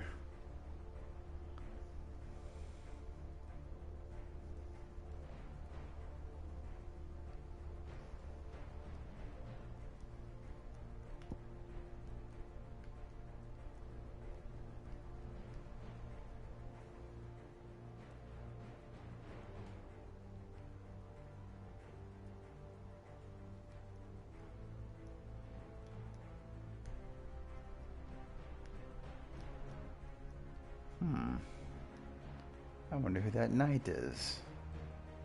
Interesting. Huh.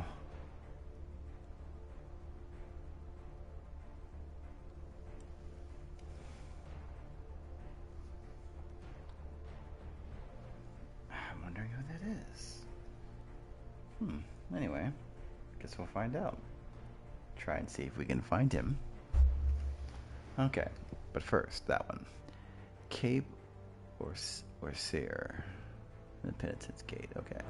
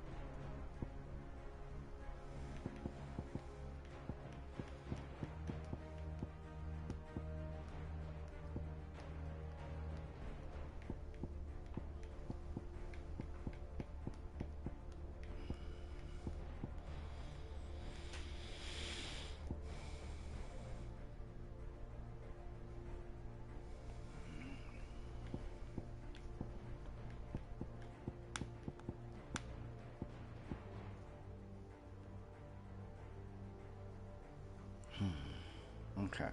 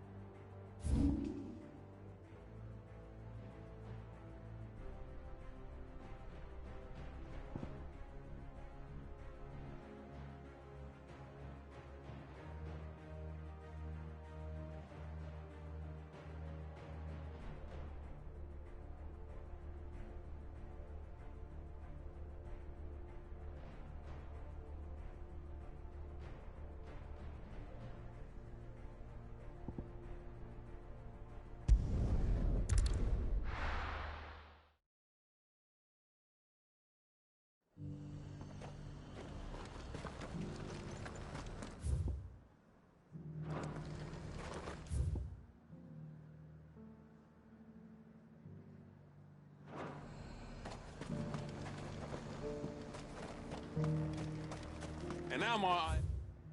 help the garrison today.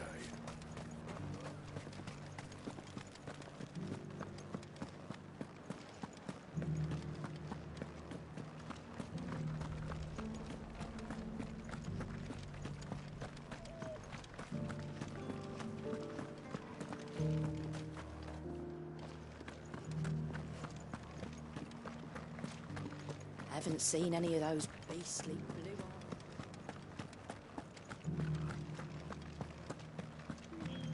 Do be careful. I will. We won the battle, yeah, but those things will come back.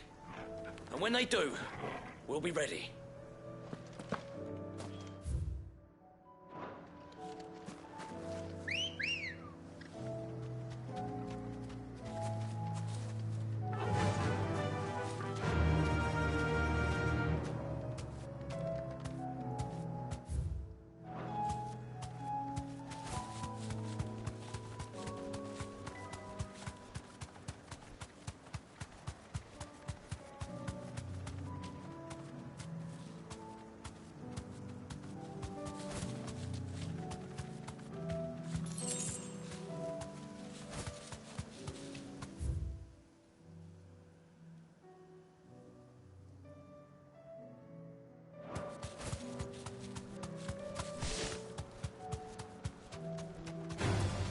Someone's brave.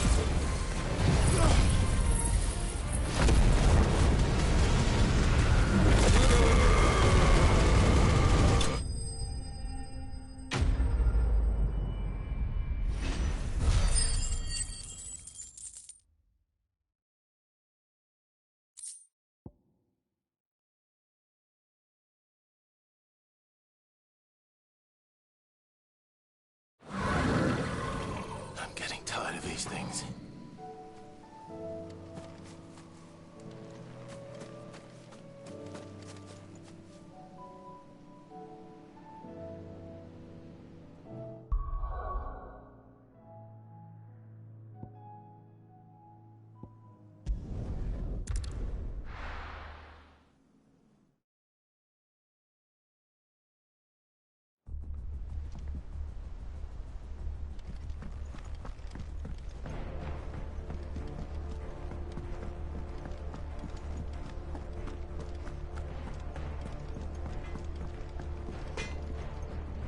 Trouble with your gear, or what do you want?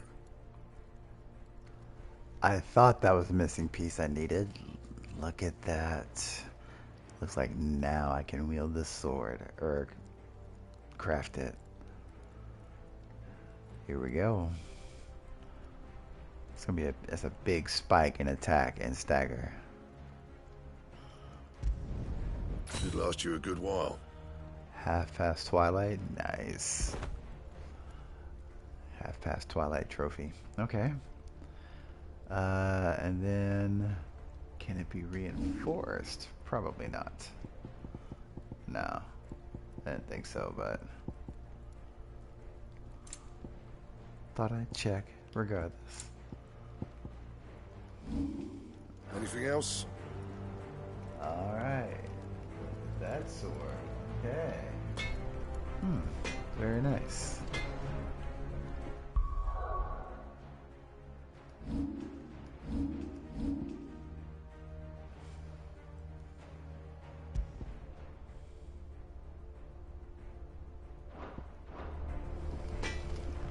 Okay.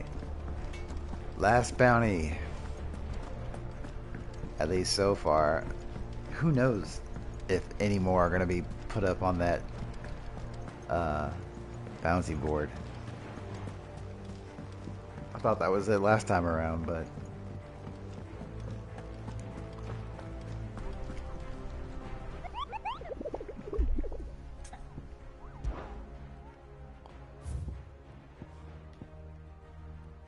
okay, Penitence Gate and Simbrick. Got it. Okay.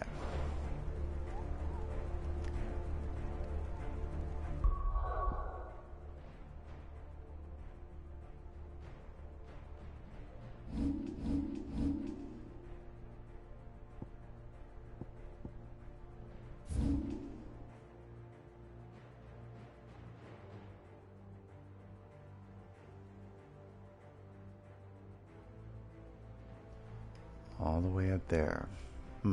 Okay.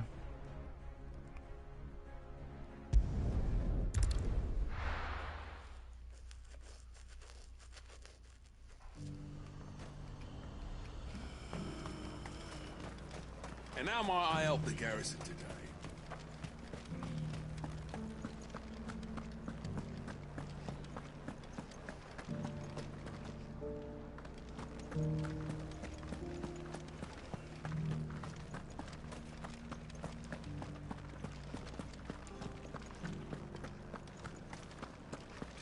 Haven't seen any of those beastly blue eyes.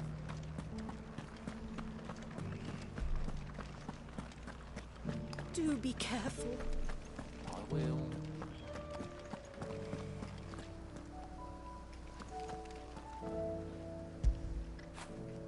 When did you get so big?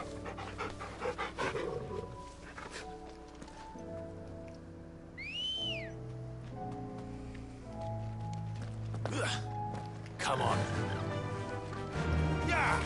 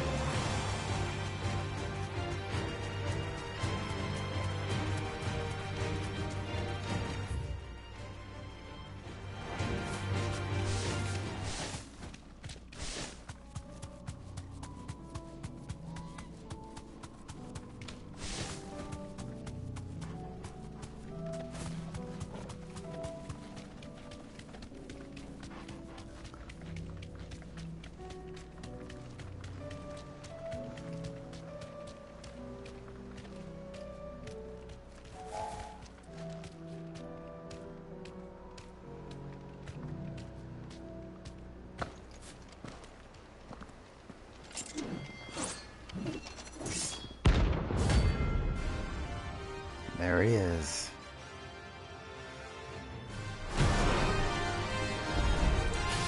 You're the outlaw!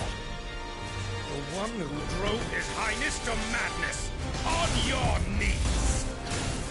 What? He hasn't heard. And it doesn't look like he's willing to listen.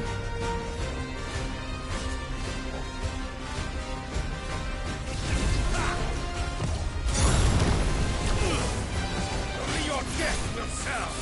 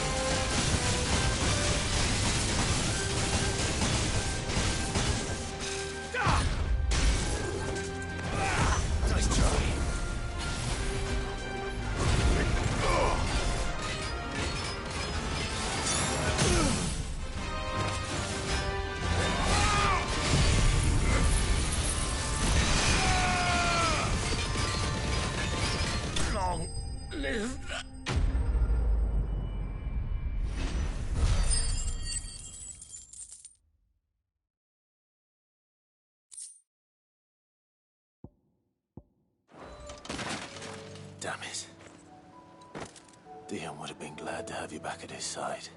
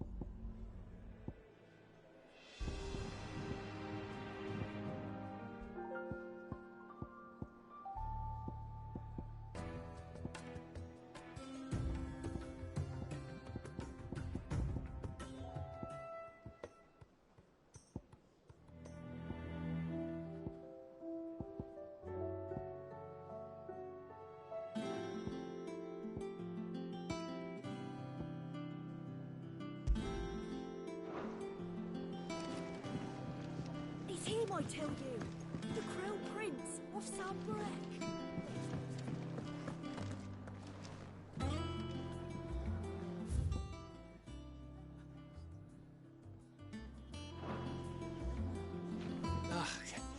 You alright?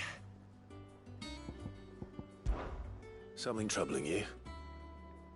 No more than usual. It's just... Etta's baby will be coming soon, and I wanted to make something for it. I'm sure she'd like that. Back in the north, families would always make gifts when a bairn was on the way. Yeah, let the little tykes know they were welcome in their new homes, like. So, what's the problem? Well, the problem is that Etta's due any day now, and I don't know if I'll be ready in time. Is there anything I can do to help? You know, there just might be. All right then. What exactly are we making? A good luck charm. But not just any good luck charm. Not just any. No. One made from the feather of a silver chocobo. There's naught lucky in all the realm, or so we used to say back home anyway. Thing is, they're hard to come by. Had Otto and Karen check with their suppliers, but nothing. I try and track one down myself, only... Only the big day is fast approaching. And that's all you need, a feather. That or the bird whose horse it's attached to, aye. I was gonna start by asking around with traveling traders plying the northern borders. Well, there's no shortage of those passing through Martha's. I think I might make that my first port of call. I'll let you know if I find anything. You're a good friend, Clive. I won't forget this.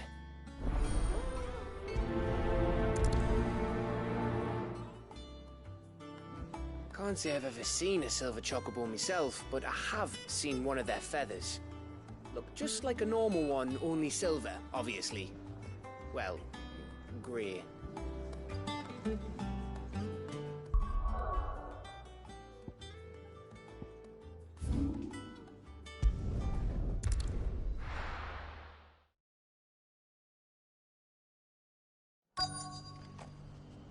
Let's hope one of the merchants here has what Gav needs. Excuse me. I'm looking for something. Oh, well, then I'm your man. A silver chocobo feather. Oh, or maybe not. Though you're not the first to mention the bird around here. There was a man stopped by the rest not long ago claiming he was attacked by a silver chocobo near some gutted hovel not far from Eastpool. Most took him for a braggart and a liar, but who knows? Perhaps there was some truth to his tale. We'll see. Thank you. The feller who claimed he was attacked didn't linger here long. Said he was going to go back and capture it. Prove us all wrong. And that was the last we ever heard of him.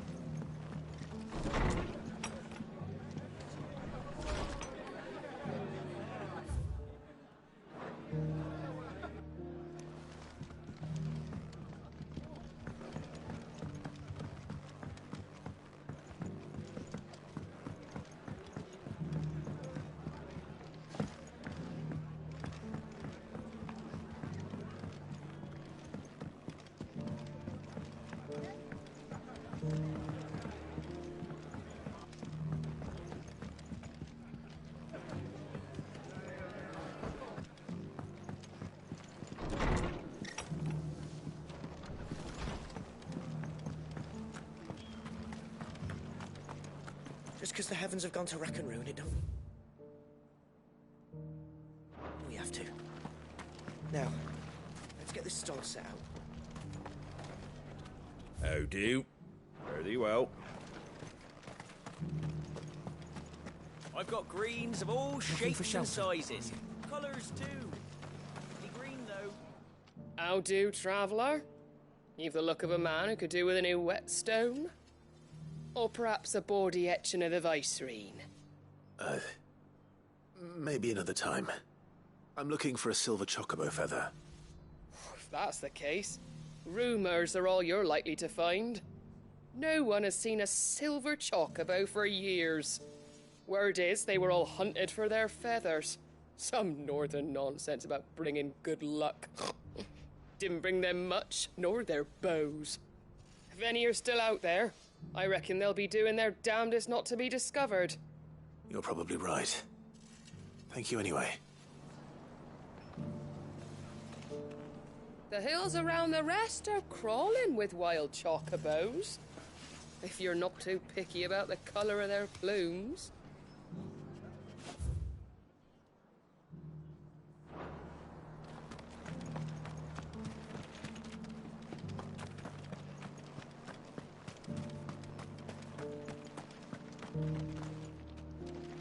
The world seems to be changing so fast lately I can hardly keep up.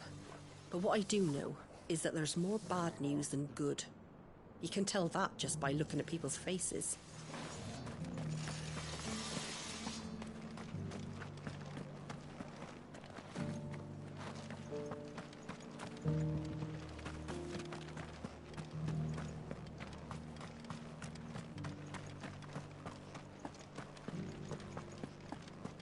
It doesn't still hurt, does it?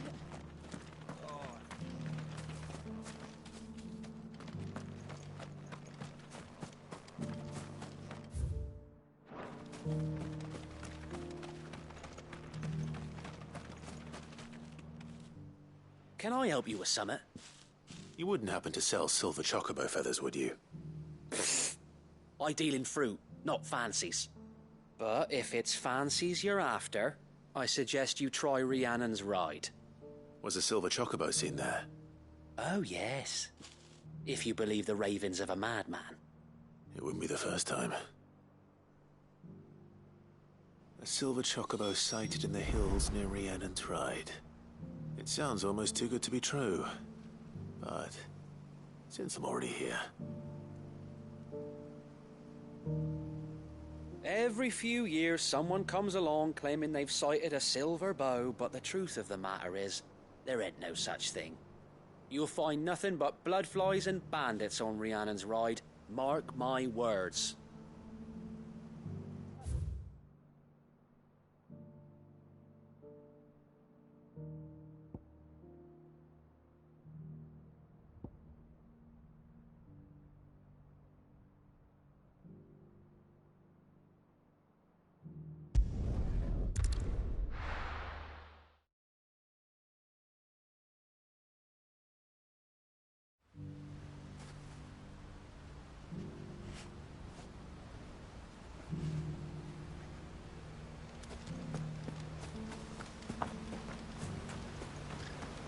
All's well, my lord. Long may it stay that way.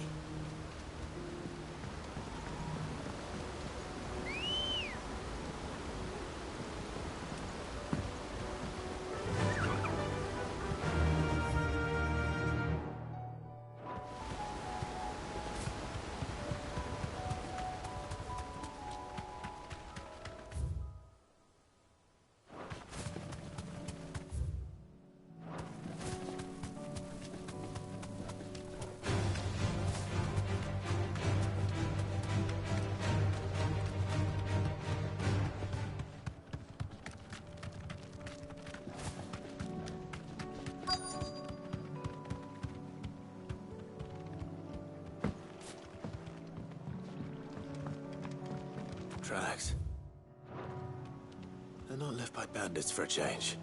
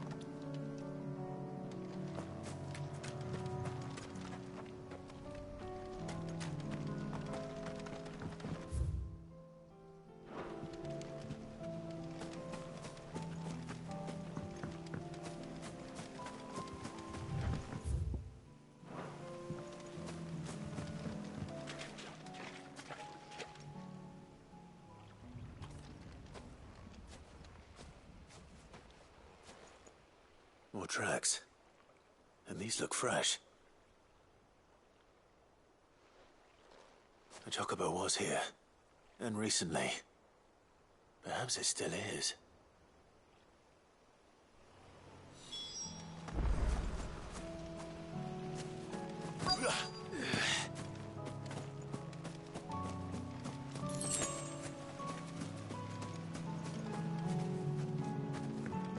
I don't hear anything.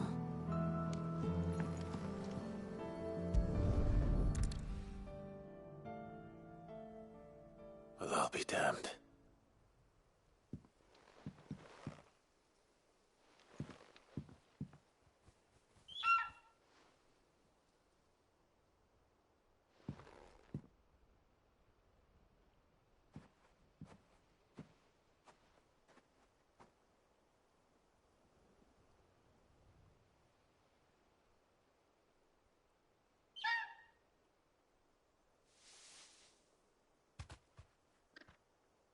It's all right. I'm not going to hurt you. Just borrowing a feather for my friend.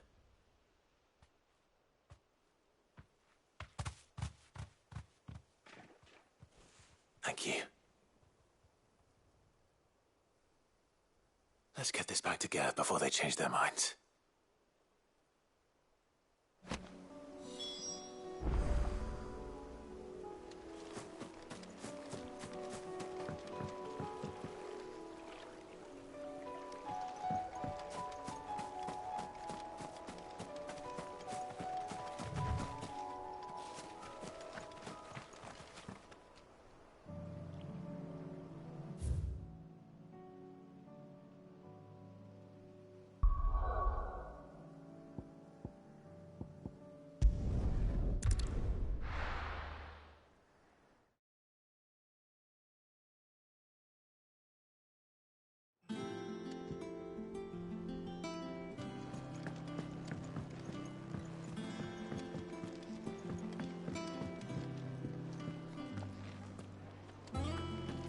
It was no trouble at all. Still, I appreciate it.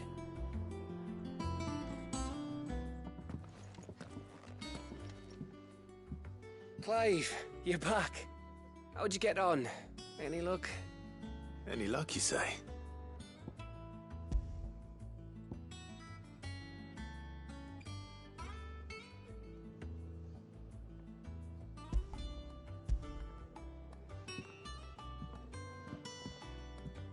Crystal's crack. Is this what I think it is? Where in the hell did you find it? It's a long story.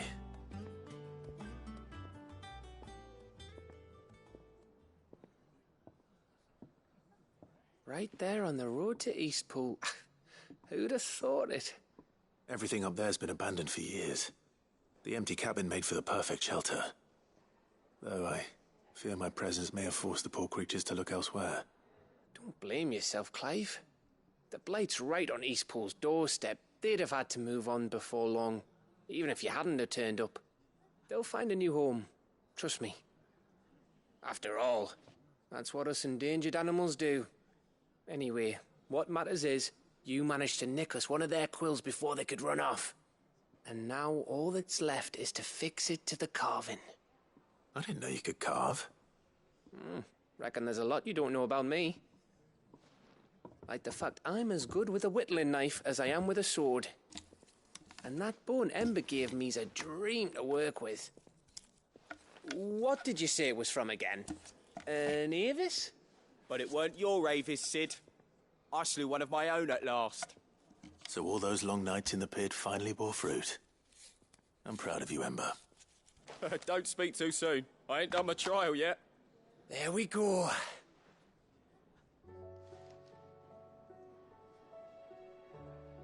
What do you think? I think if you ever hang up your scouting cap, you'll be able to make an honest living. Oh, will I? I should go and see if Ed is awake. Give it my best. You can give it to yourself. Come on.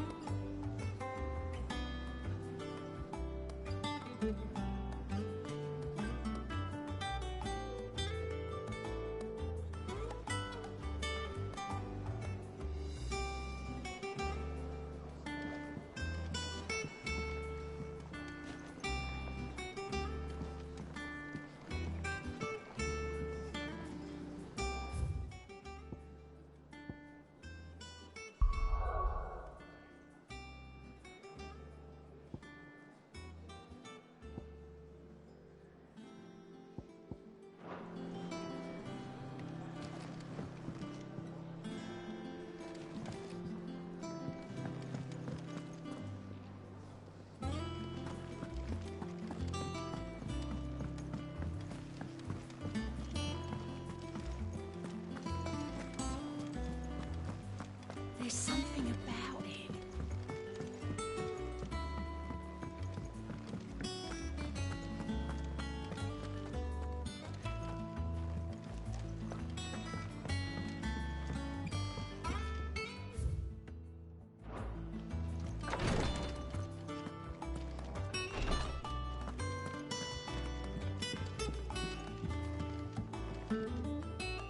Ah, me lords. How are you feeling? Well, thank you. Is something wrong? Wrong? No, nothing like that. What it is, Go on, please.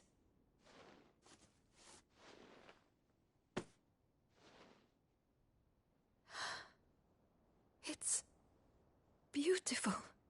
Did you make it? We did. Aye. It's from all of us here at the Hideaway. Your new family, like. It's a good luck charm. We may come up north when a band's on the way. I mean a baby. To let him know that they're part of the family too. Oh, I hope you like it. I don't know what to say. I thank you, my lords, for everything. If there's anything you need, just let us know. I will. Clive, fancy a swift off? I'm thirsty. I could be convinced.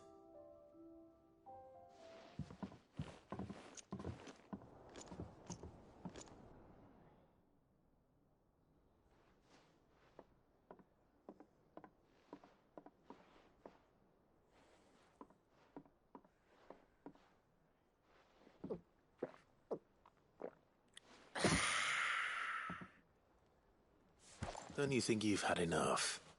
No, we're celebrating. I'm gonna be a father. I think Edda might have something to say about that. You know what I mean. Bit of light in these dark times.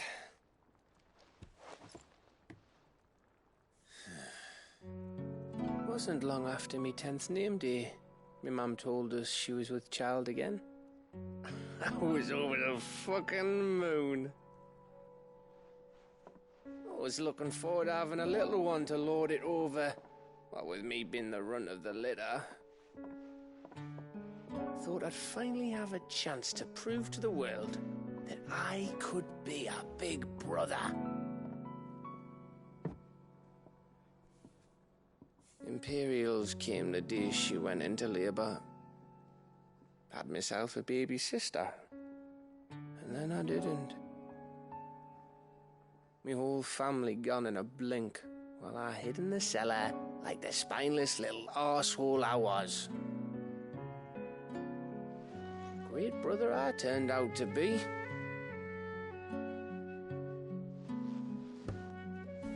I'll never be a leader. And I'll never be a hero. I'm just a daft little dog who comes running when his master calls. I'll never be like you, or Sid, or Jill, or even Torgal. Have you finished? Maybe.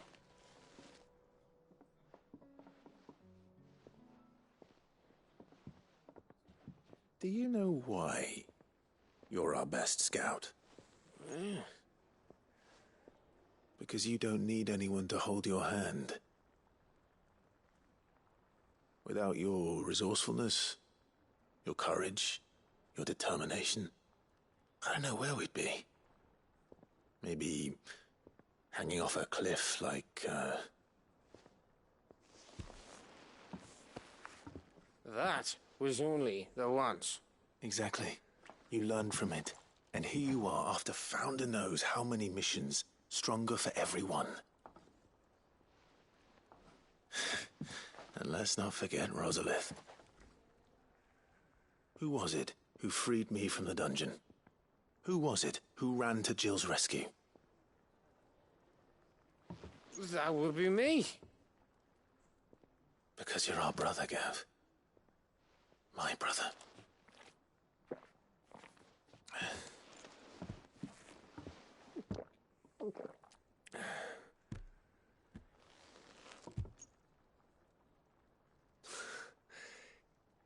Your brother.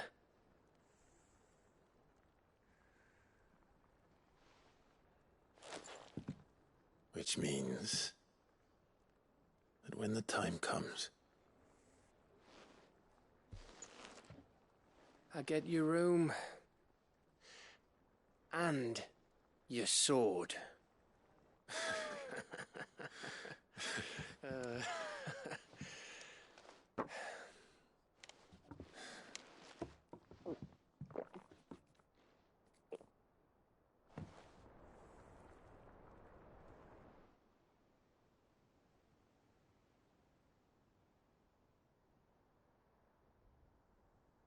I may have had one too many.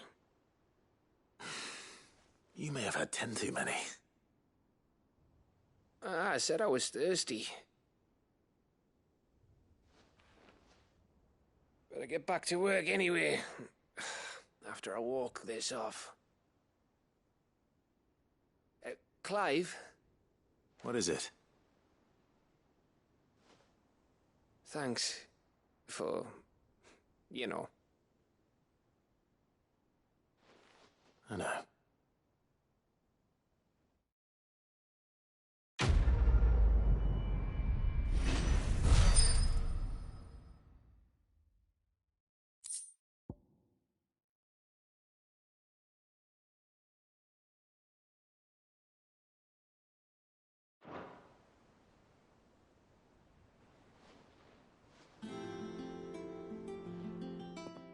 One of these days.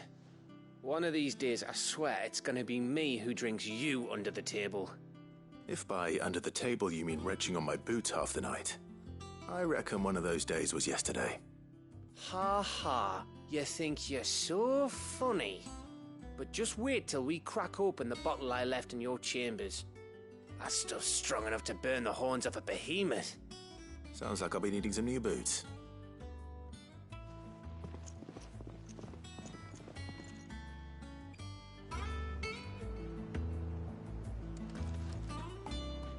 You think they'll come back? Of course they will. It's just a big crystal. How hard could it be?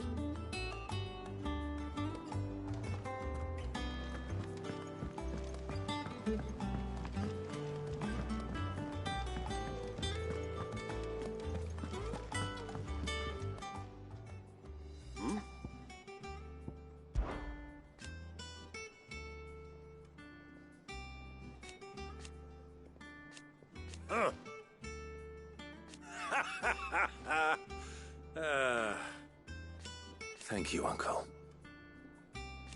As for down here...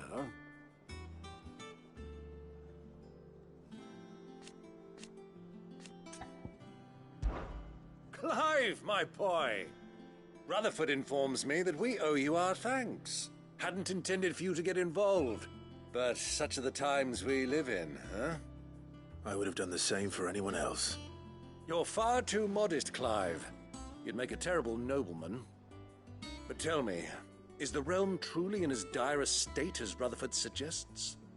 From what little I saw, you were right to be worried. I suppose I should have expected the worst. But I was rather hoping the great and good of the realm might have things a little more under control. Alas, it seems that firm leadership is in short supply these days, and without it, the people are bound to lose their way. We must move quickly. But where do we start? True, the challenges that face us are many. But in my estimation, there are two key areas to be addressed before any other. The realm's armies and her larders. As you've seen firsthand, it's every man and woman for themselves out there. Certain cities have banded together to try and maintain some semblance of order, yes? But such cases are few and far between. And yet, the only remedy for the chaos that faces us is unity. A unity that transcends even the borders laid down by our ancestors. In short, if Storm does not stand together, she will fall apart. But how would one even begin to unite the realm? The armies, my boy. As I told you already, we begin by restoring order among the ranks of those sworn to maintain it. Sadly, I doubt I could convince even the lowliest gaggle of privates to dig a latrine together. But I do know someone the High Commanders have been known to listen to on occasion. Field Marshal Eugen Havel. I thought he was retired. He was, until an Akashic army tore through Randalar and killed most of the rank and file. There is no man alive more capable. Literally. And as luck would have it, I've already spoken with him on the matter. Of course you have. And he's agreed to help. On one condition. That he first speaks with you personally. Havel has always been a man of frustratingly rigid principle, and he has certain qualms about clasping arms with, well, with an outlaw. I extolled your many virtues as best I could, of course, but the old goat was adamant that he be allowed to appraise you in person. You don't mind, do you, my boy? Of course not. As long as chaos reigns, we will never build a better world. I'll do whatever it takes. And if the Field Marshal wishes to speak with me in person, then so be it. That's the spirit. I'll leave for Randalar at once. Would you send a Stolas? Of course. Rutherford is already in the Dalmekian capital. I'll have him tell Havel to expect you forthwith. Excellent. Thank you, Uncle. No, thank you, Clive.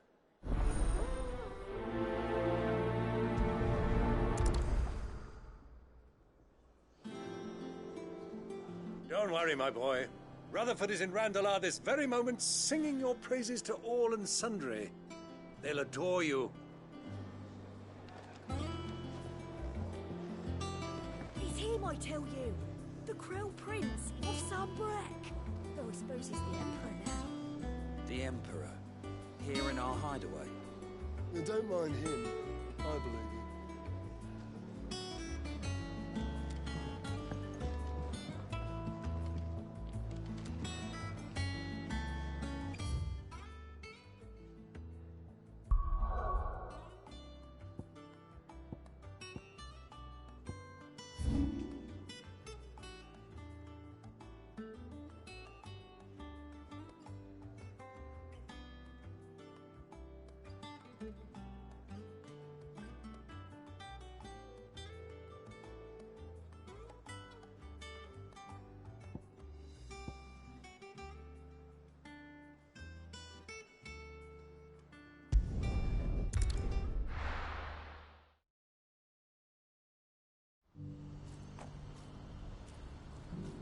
see that too?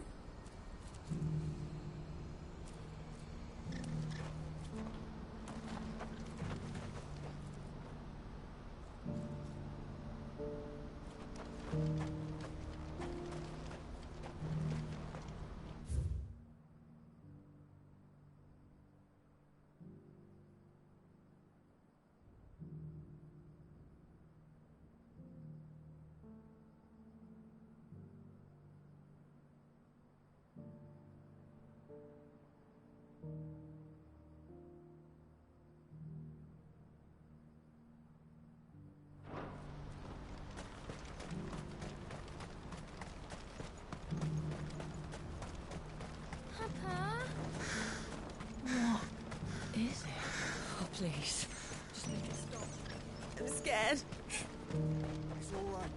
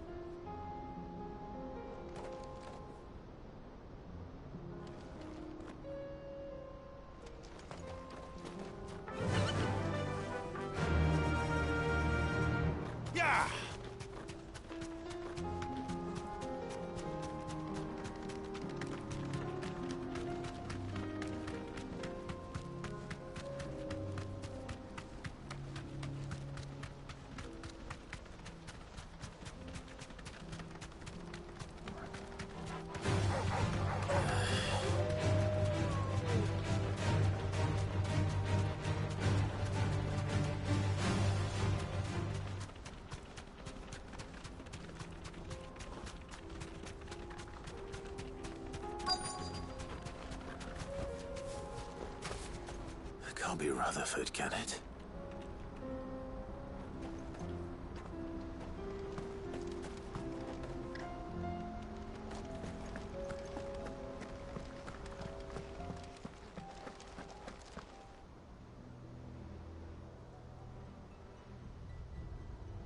Turncoats and cowards, the lot of you! If it's a fight you want, it's a fight you shall have! Allow me. I don't need your... Please, Field Marshal, oblige him. This won't take long. You're right. It won't. Men, finish him.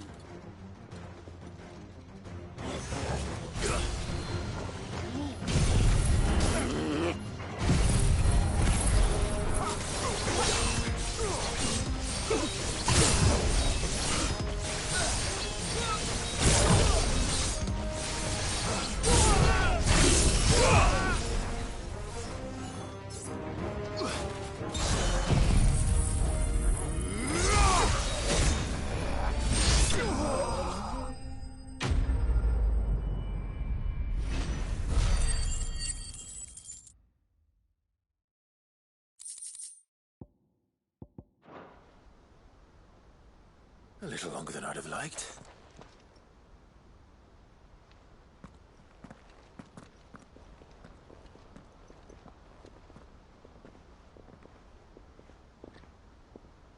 Field Marshal Havel, I presume. Are either of you injured?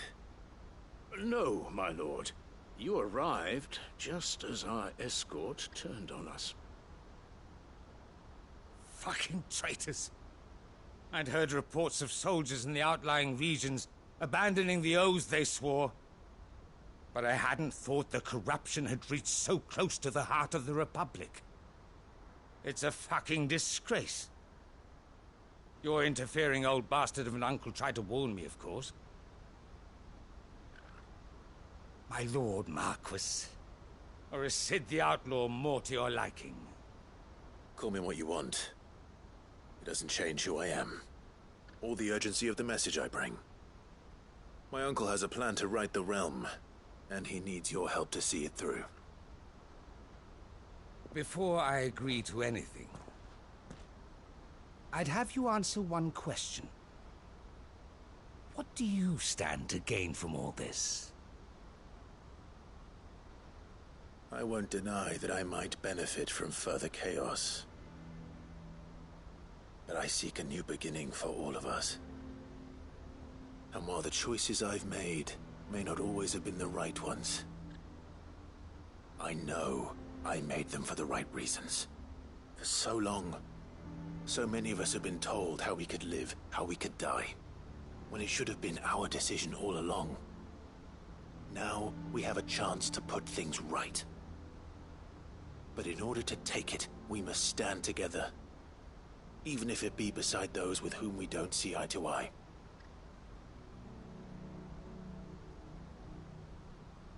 Certainly not the words I expected from an outlaw. But perhaps your uncle was right. You are no ordinary outlaw. I'll never hear the end of this. All right. I'll start by ordering my most trusted guard to bring the Dalmekian fringes under control. Next, I'll make contact with my counterparts in the Imperial Army and see if I can't convince them to try and restore order in their own territory. Thank you, Field Marshal. But they are not the only ones we will need to convince. What do you mean? I don't doubt that I can bully some sense into a few generals, but those they answer to require a different kind of persuasion. And when it comes to honeyed words, well, we will need an envoy. One who can court even the most stubborn of statesmen. You, perhaps. I'm flattered.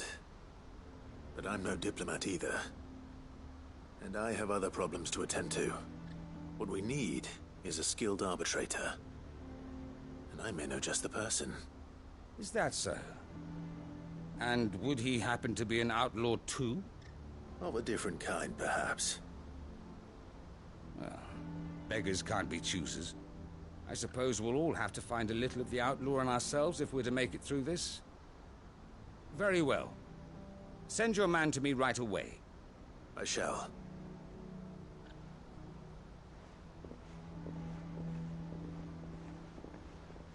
My Lord Marquis, your Lord Uncle bade me escort the Field Marshal to his manor in Port Isolde. And I will see that my associate joins you there. Very good, my lord.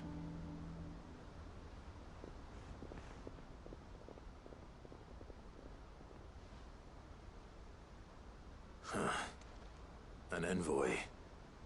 I'm not sure I'm the man to talk anyone round. I can barely convince my brother to take his medicine.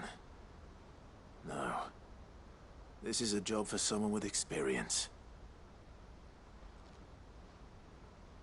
Someone like Quentin. I hope I can convince him at least.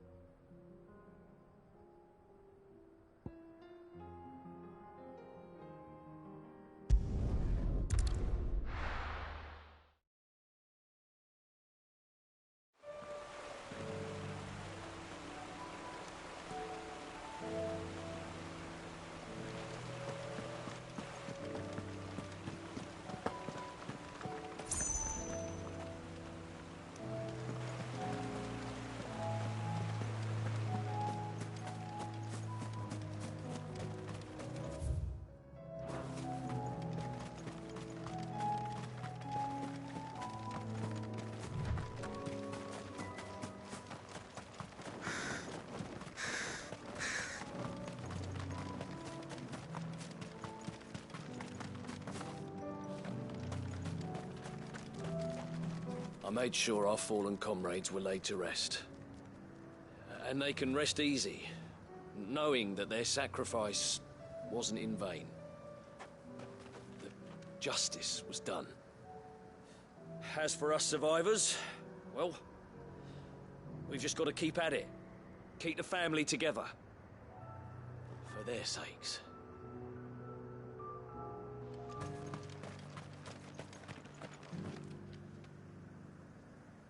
I'd have followed Quentin to that manor if I could have done, and I'll keep following him now. Wherever that surly bastard cares to lead us. Quentin, I have a proposal for you. Do you now? Something tells me you'll be asking more of me than a cask of Gotand gold. Go on, then. Propose.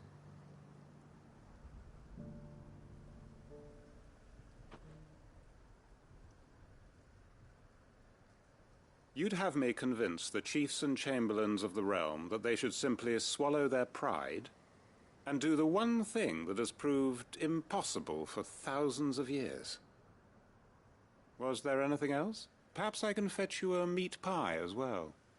I know it's a lot to ask, but I can think of none better suited to the role. And you'd have me give up what little I have left to do it. I told you, Clive. The people of Lostwing are my family, and I cannot abandon them. You'll have to find someone else. I'm sorry to hear that. So am I. And why might that be? What he's asking. How's it any different to what you've done so far? They want you to speak for those who can't speak for themselves. That's what you do best. If it's the vineyard you're worried about, we'll see that the grapes are picked and the tons filled. You know we will. It's not that. Then what is it? You said yourself we're family. Don't you trust us? You know that's not what I'm... Then what are you saying? That only we are worth saving? Why turn your back on everyone else? You convinced us we could build new lives for ourselves, and if you can do that, who's to say you couldn't convince the entire realm? A stirring argument. I fear that any rejoinder I make might fall somewhat flat by comparison. So you'll join us? Where do you need me? Field Marshal Havel will want to speak with you in person. He's currently in Port Isolde. I can arrange for a party of Cursebreakers to accompany you there. That would be very much appreciated. I hear the roads are far from safe these days. Hopefully not for long. My uncle will want to know that his plan is taking shape. Any statesmen we speak with are liable to resist our entreaties if they feel that what little power remains to them is at stake. They must be dealt with skillfully. I shall not repeat the errors of my past. Reckon Master Quentin could argue an egg back up a hen's quim if he set his mind to it.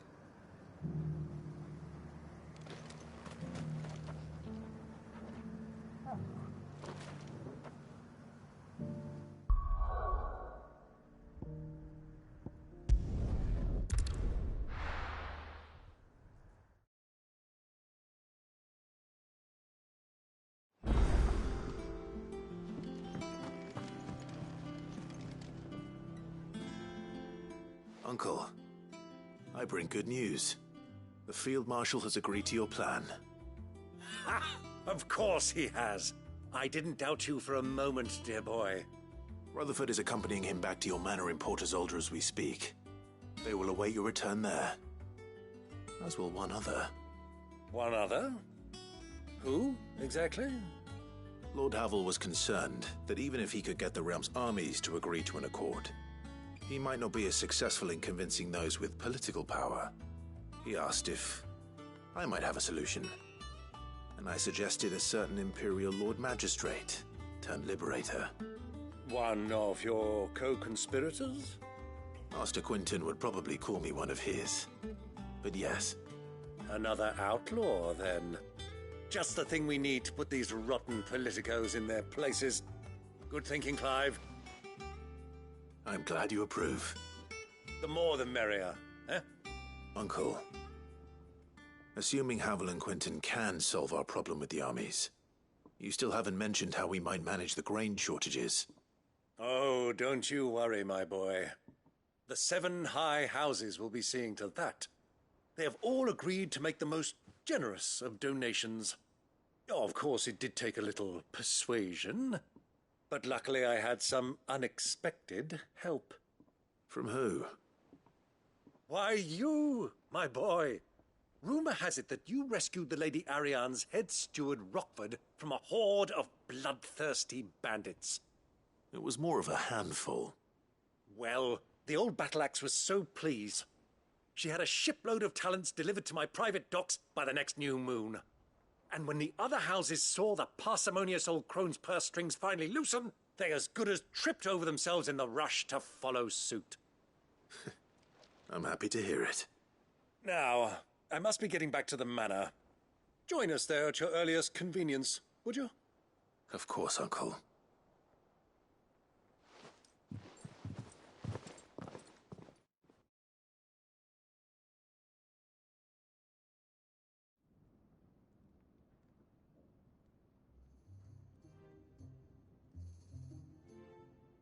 And how, pray tell, will we get that grain to the capital if the roads are still overrun with akashic? You'll find another bloody road. I only have so many men, and I'm not about to send them headlong into an ether flood. That is, unless you'd have them turn as well. Well, I'd certainly eat less. Says the man with a belly bigger than a band of curls. My soldiers actually need their rations. Without any food to keep them going, they'll be dead even before you've sent them on your fool's errand.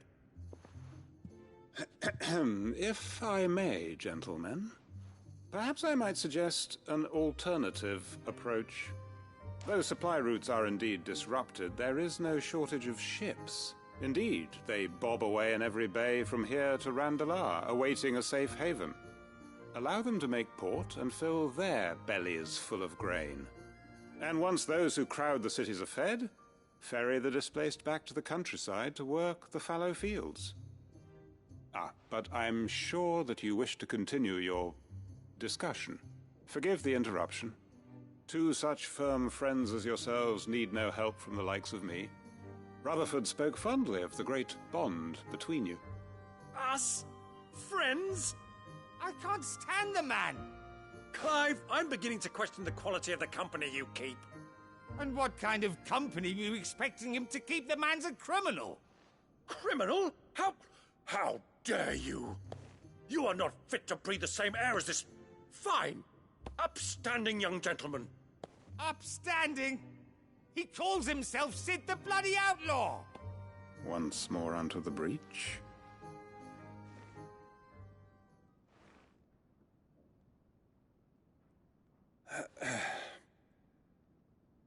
Shall we begin again? What we seek here is not to create a new nation, nor to claim the thrones of those that already exist. We wish simply to bring stability to the realm that mankind might weather the current storm. And to do that, we must convince those in power, the generals, the statesmen, the nobles, that our cause is just. There will be disagreements, yes, and I imagine some resistance, much resistance. But we cannot let that deter us. If we show them the path, show them that we walk it ourselves, then I am confident they will follow. The fate of the world lies in my nephew's hands, but the well-being of her people lies in ours. And we must not squander the chance that Clive has given us. Uncle Byron, Now, with that settled, let's move on to the signing of the Accord. For what great moment in history hasn't been accompanied by a little ceremony?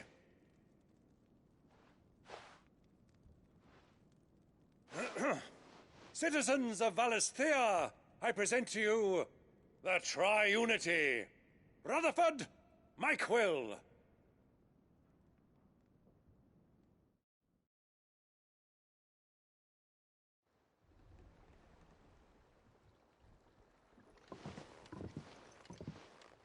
Well, my boy, the stage is set. That it is. This is the role you were born for. Now I ask only that you trust in the talents of your supporting cast. We shall play our parts to the best of our abilities, that you might have the opportunity to shine.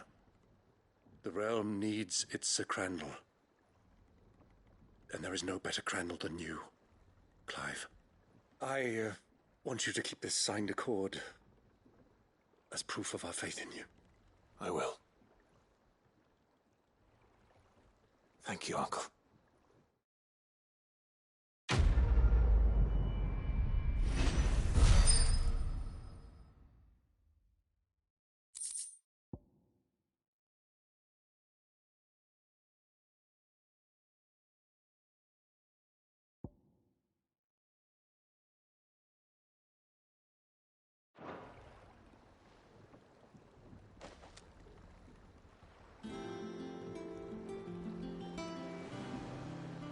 Sorry, can't take you where you need to get to, but the Argo and me will be waiting when you get back.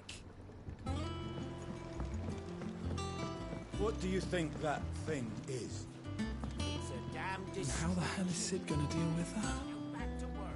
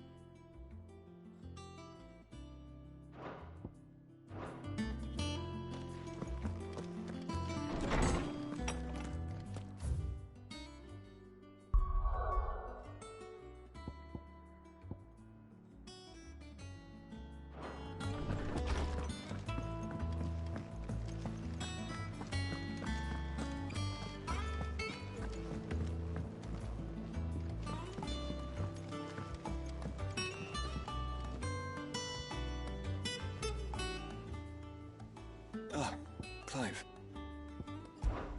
This is it then, brother.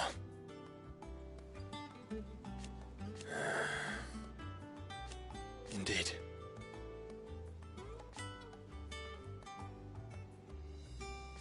You're wrong.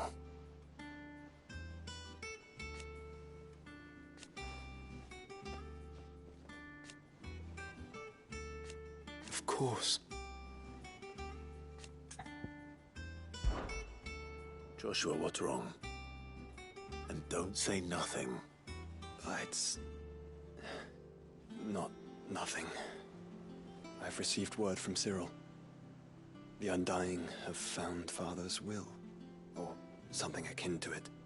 His will? How and where? In the crypt beneath Rosalith Castle. After Kupka was kind enough to drive out the Imperials, the Undying took the opportunity to recover what relics of the Duchy yet remained. And in the process of doing so, they found a letter from Father. I'm surprised anything survived down there. Cyril asked that I join him in Tabor at my convenience. I have been meaning to go, but would you join me? Of course. I want to know what's in that letter as much as you do. Very well. I am ready to leave when you are.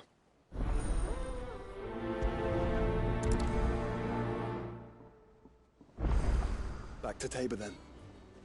Not to be reunited with Yote this time, but with Father.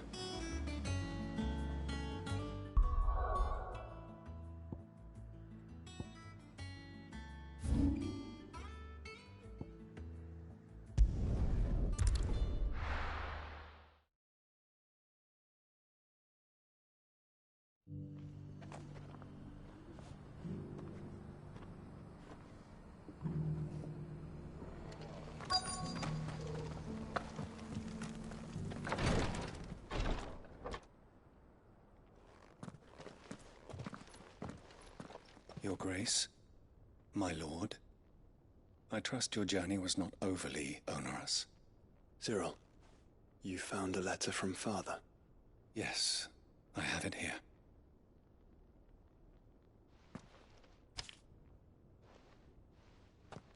If you would do us the honor, my lord.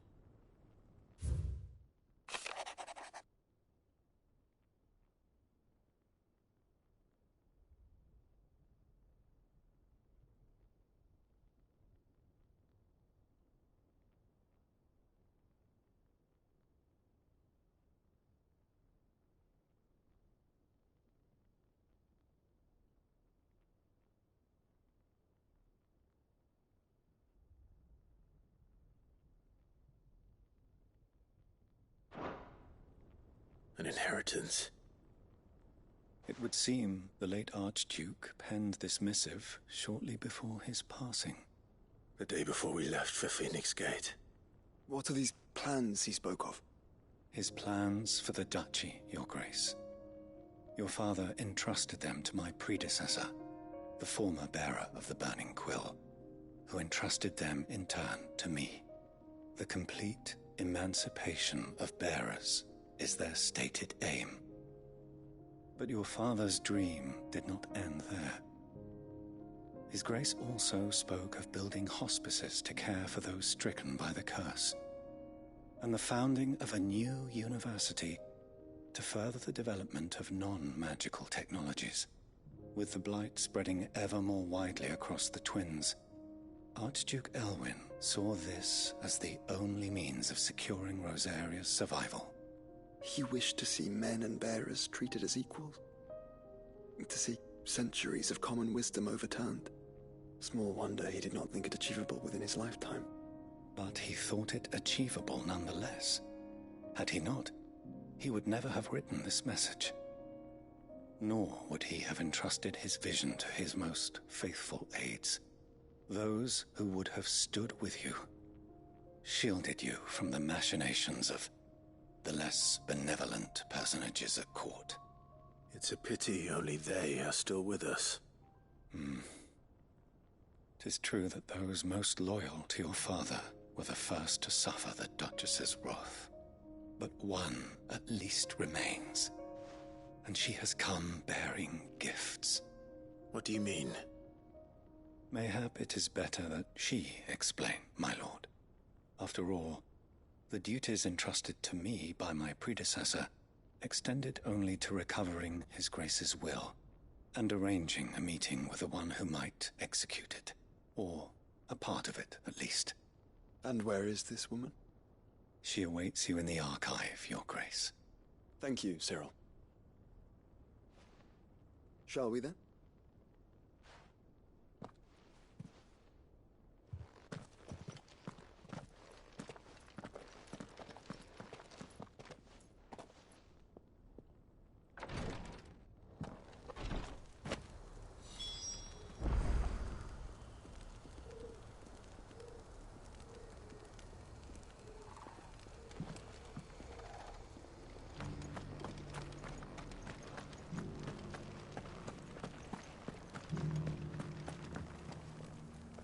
This is the Required Tree, an archive where we of the Undying collect and collate our findings.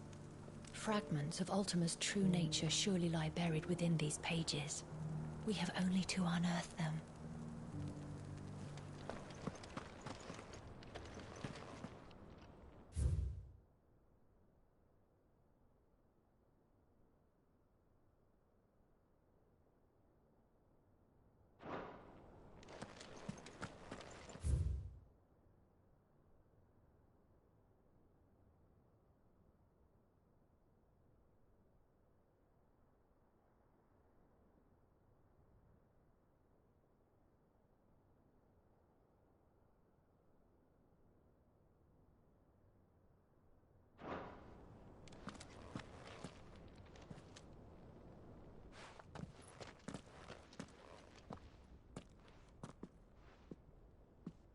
My lord, your grace.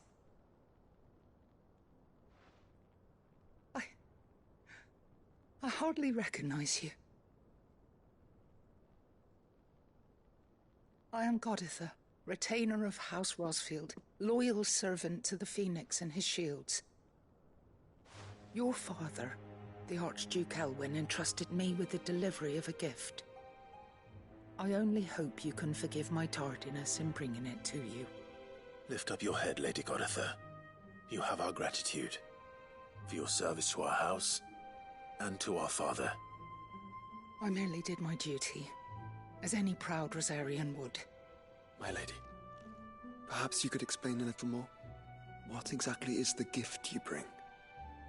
As I'm sure you know, it has long been the custom for the children of House Rosfield to be presented with certain keepsakes upon their coming of age.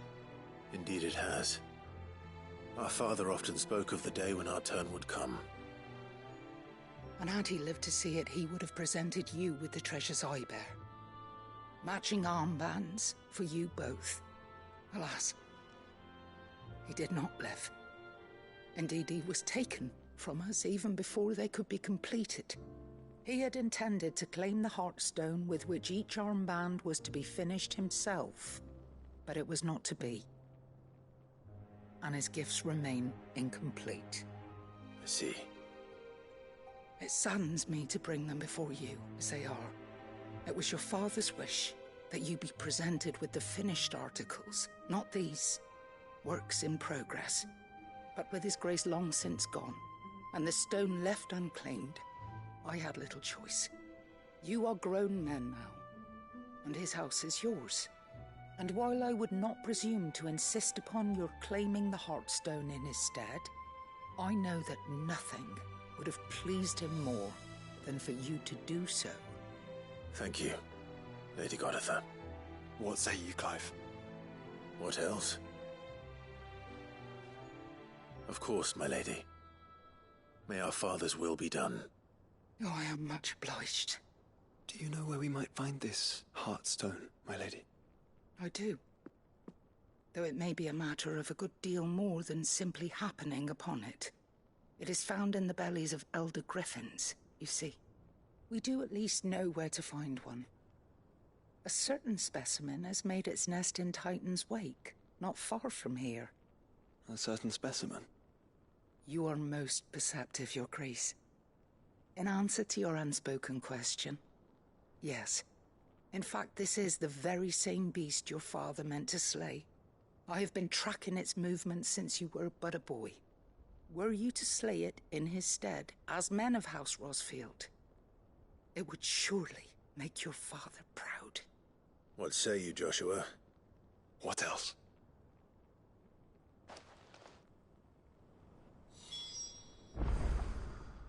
The griffin your father meant to slay is currently nesting in Titan's Wake, not far from here. Slay it in his stead, and claim the Heartstone that he could not.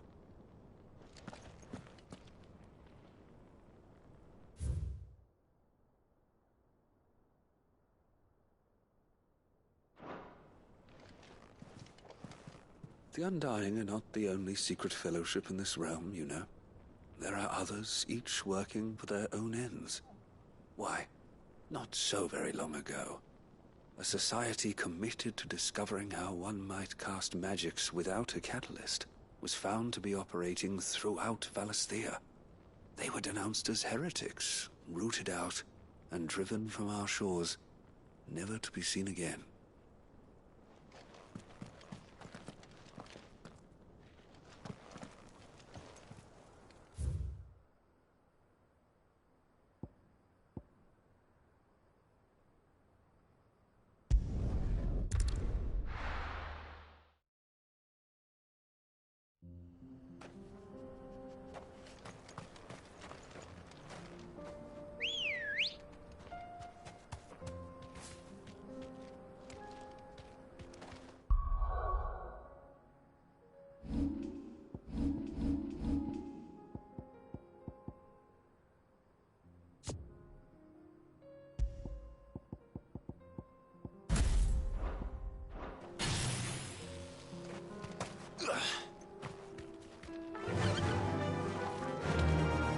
Fly, Ambrosia. Eyes peeled, Joshua.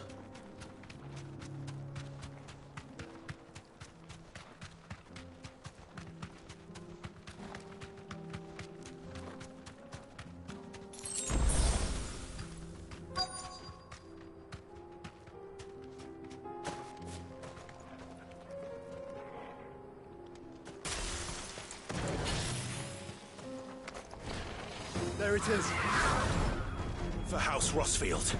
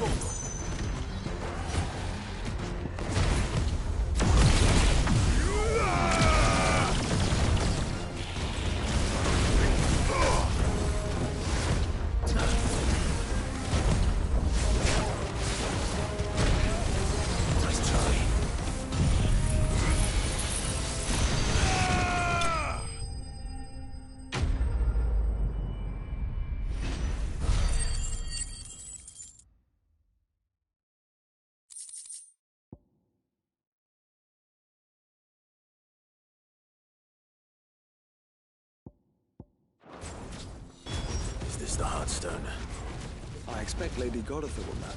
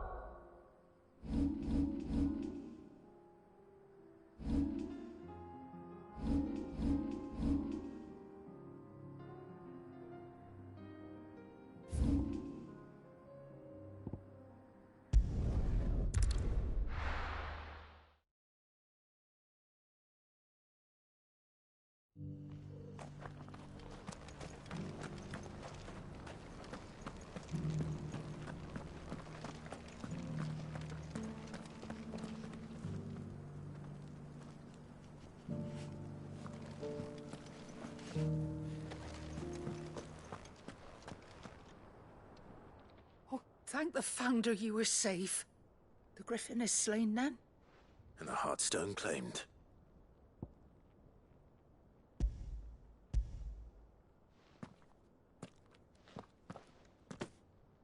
Yes. This radiant luster, like frozen flame, is just as your father described it. Thank you, my lord. Your Grace. Your father would be so proud. Lady Godotha, the lapidary is ready. Thank you, Cyril. I will be with him shortly. If you would excuse me, I shall have the stone cut and set forthwith.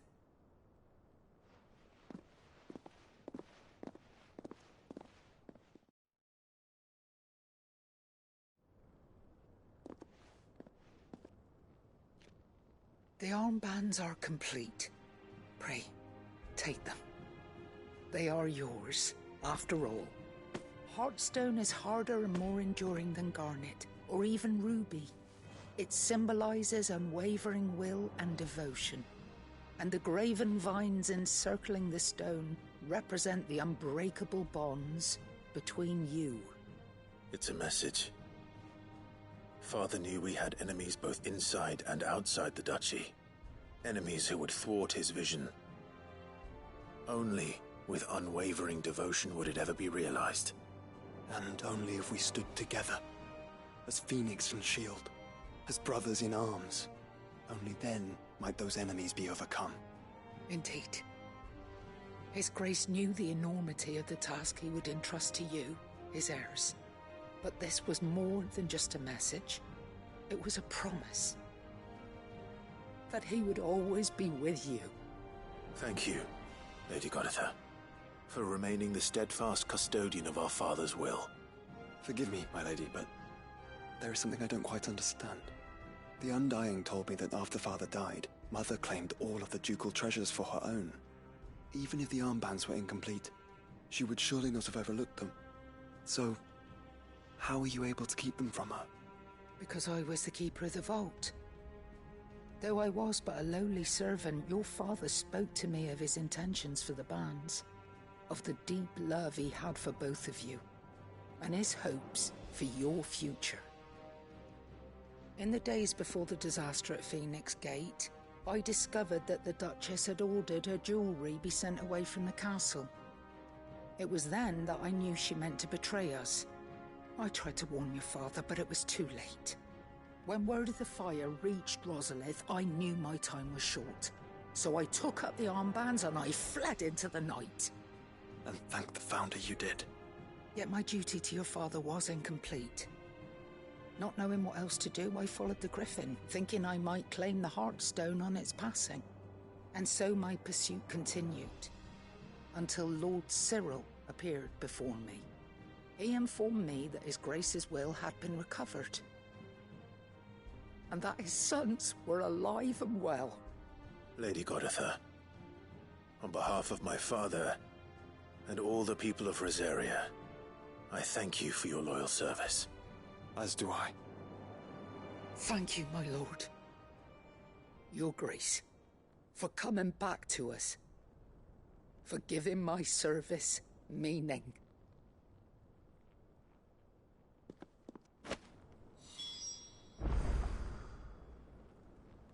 I remain your faithful servant, my lord.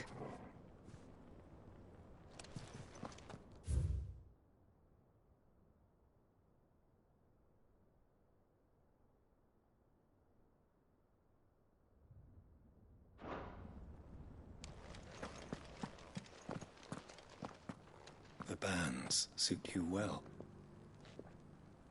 It must be gratifying to finally receive the inheritance that was denied you for so long. It is. And we thank you for the part you played, Cyril. If you would permit me to play my part a little longer, might I suggest that you make your way to your father's memorial atop Hawk's Cry Cliff? Let him see that you have received his blessing, and that his vision lives on in you. I suppose it would be churlish not to. What do you say, Clive? Should we pay Father a visit? I think we should.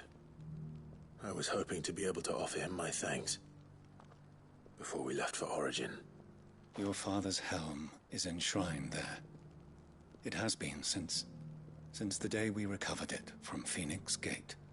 I prithee claim it, for it too is a part of your inheritance, and I do not doubt that your father would prefer it in your hands than perched upon some lonely rock. Thank you, Cyril.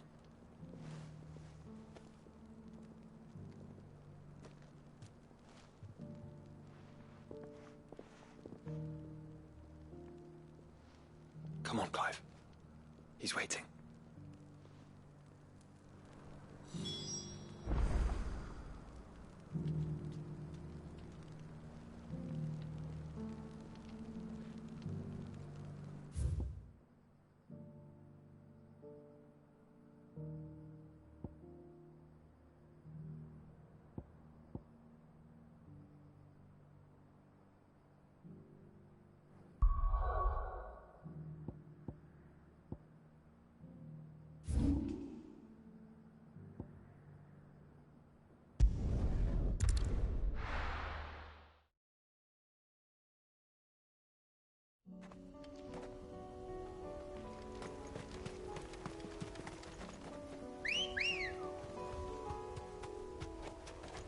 Ready, girl? Unwavering will and an unbreakable bond. Do you really think we're strong enough? To save the world? Of course. We've overcome Father's political enemies. Of that I'm less certain. Especially knowing what we know now. What Mother was truly capable of. But perhaps these bands would have helped. Knowing he was with us would have made all the difference.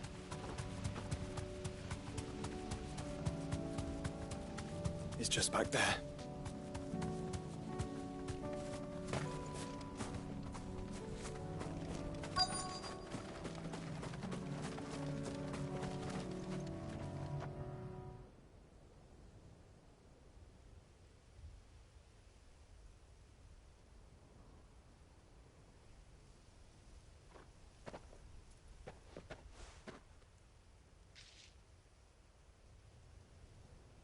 Father always fought for what he believed was right.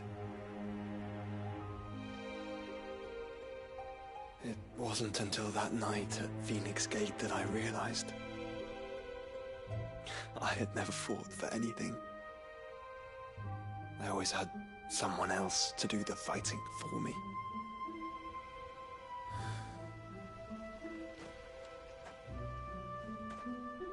No matter how fate conspired against him, he never lost heart, never looked back, never stopped fighting. To me, he was the greatest of men. And I've been trying to live up to his ideals ever since.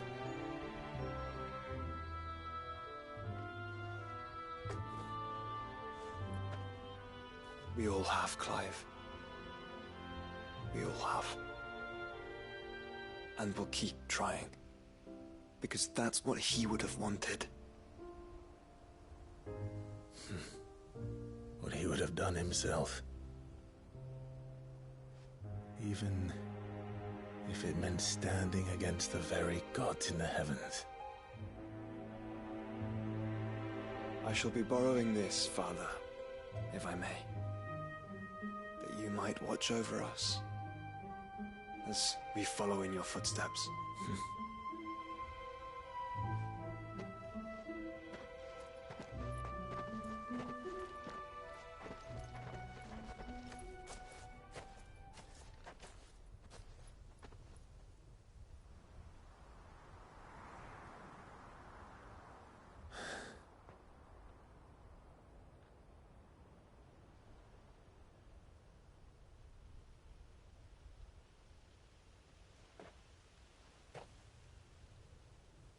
We won't lay you down.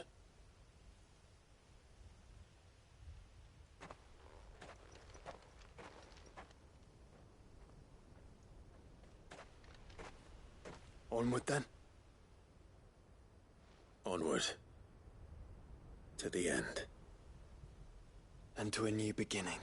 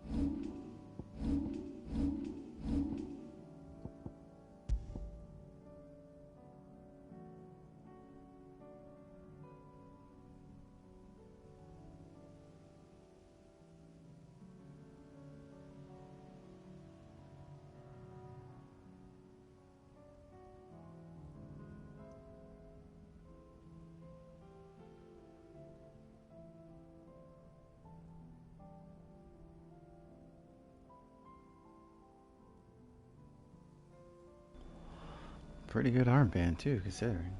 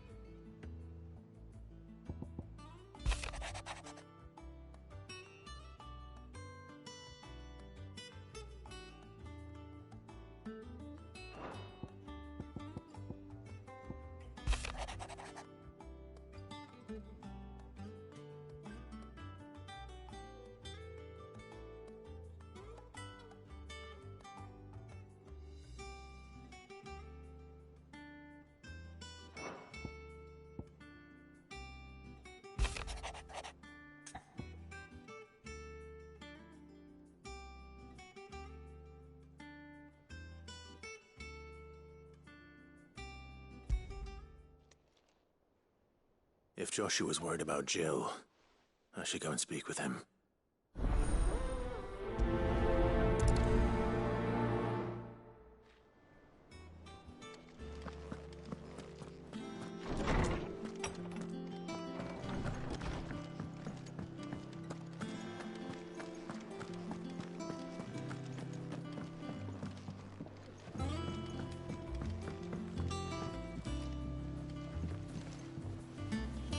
Joshua, I read your message. You're right. Jill is different. I don't think I'd realized how different, but since we returned from Drake's spine, I've felt it more and more. I suppose it's not hard to imagine why. She doesn't think she belongs anymore. And that's why we need to remind her she is still one of us. To let her know that we still need her. Now more than ever. That you still need her. But how to do that? When last we were truly close, we were but children. Of course. Do you remember the time we accompanied Father on his annual tour of the Duchy? And Jill and I broke from the procession to ride up Man's Hill. To see the snow daisies, I remember. It was the first time Father had allowed us to join him. And when he realized you were missing, he had the entire retinue down to the pot boys combing the countryside. In the rain. A thunderstorm forced us to take refuge in a grove of oaks before we'd even made it halfway there. It was the Lord Commander who finally found us, and needless to say, he was none too pleased. Then it seems you and Jill have unfinished business. What do you say? Man's Hill. It's not that far. Oh, true. Though I suspect it is also much changed. Little in southern Rosaria remains as it was when we were children. You're saying I should go and scout the area for bandits?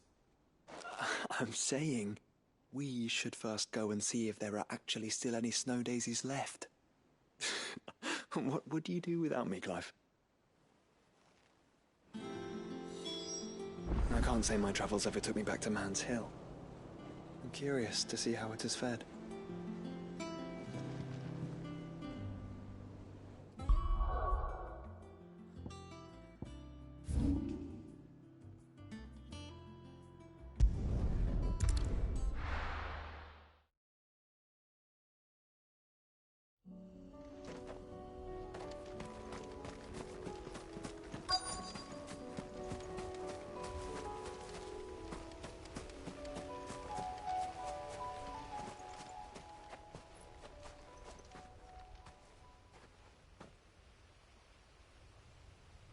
this is the place, but...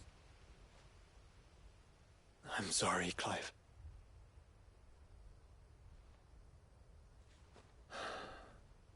There's nowhere been spared. What do we do now?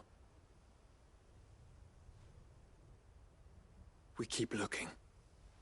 Man's Hill cannot be the only place where snow daisies grow. Perhaps, but it's the only place I know of. Knew of. Then why not ask someone who might know of another? Someone at the backyard? To the hideaway, then.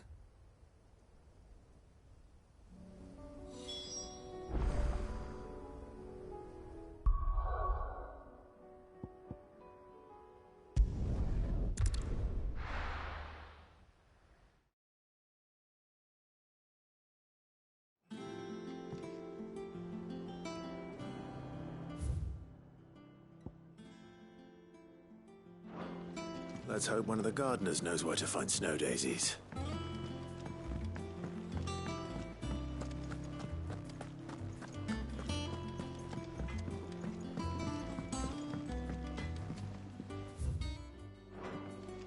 Say what you will. Lady Karen has seen her. That should tide us over until the new moon.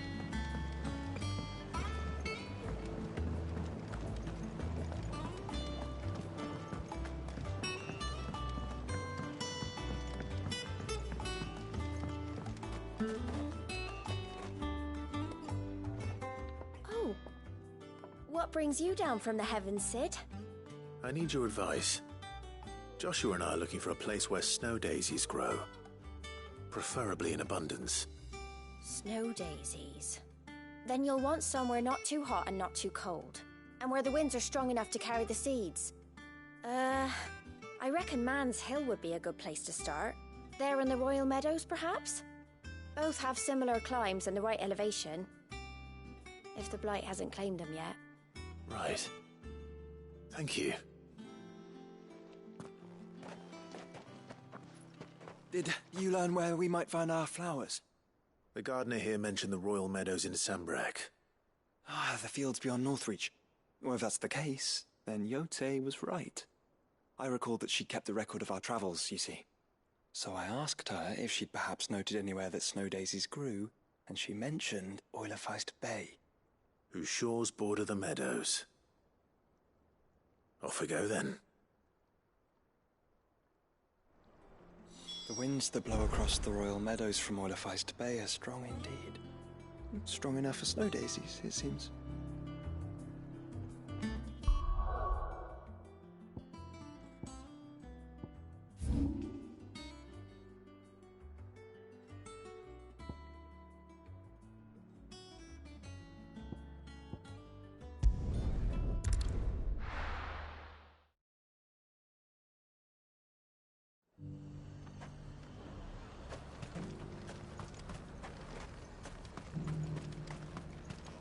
And how might I help the garrison today?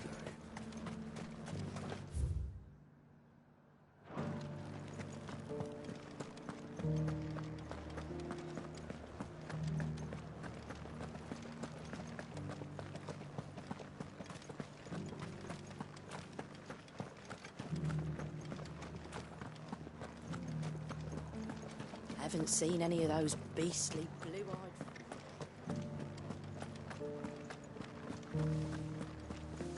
Do be careful. I will.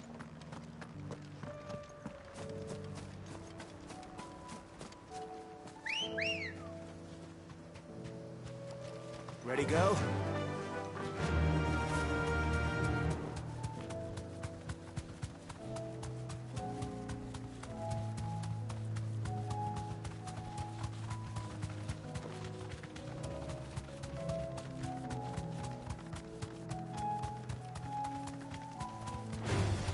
Someone's brave. The meadows are vast. Where do we even start? Yote mentioned the coastline. We can start there.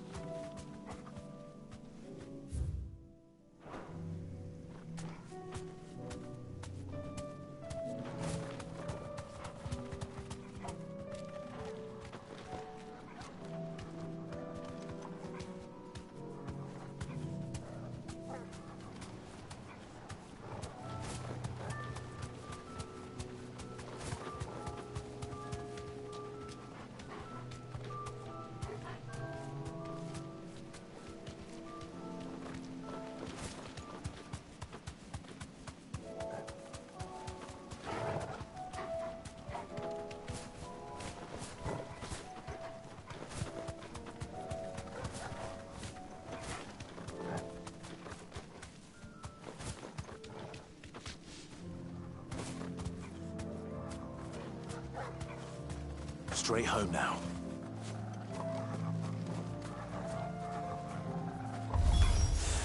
Look, brother. Do you see them? I do. The flowers and our friends.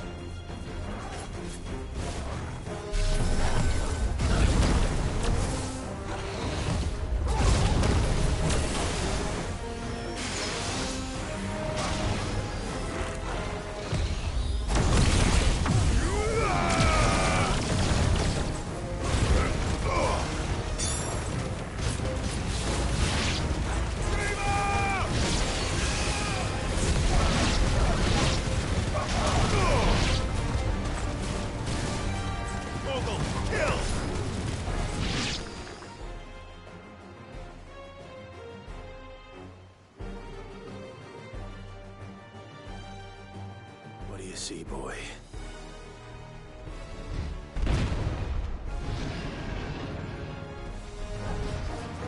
Let's hope this is the last one.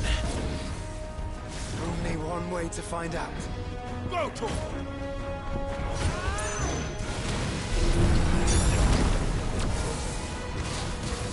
Go, Torvald!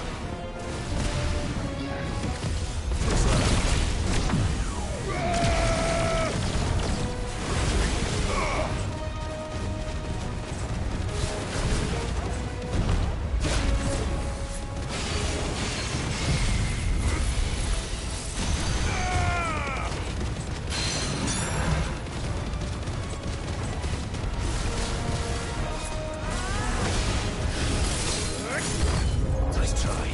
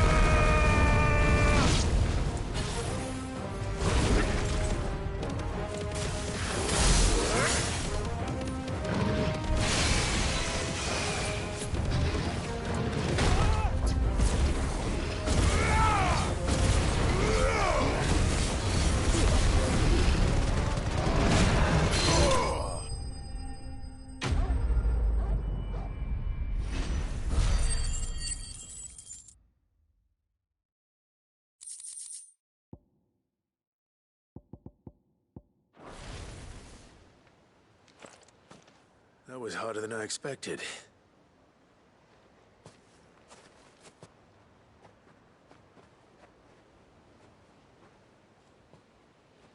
But found her. It was worth it. They're beautiful. Do you think Jill will like them? She'll love them. Come on. Let's go.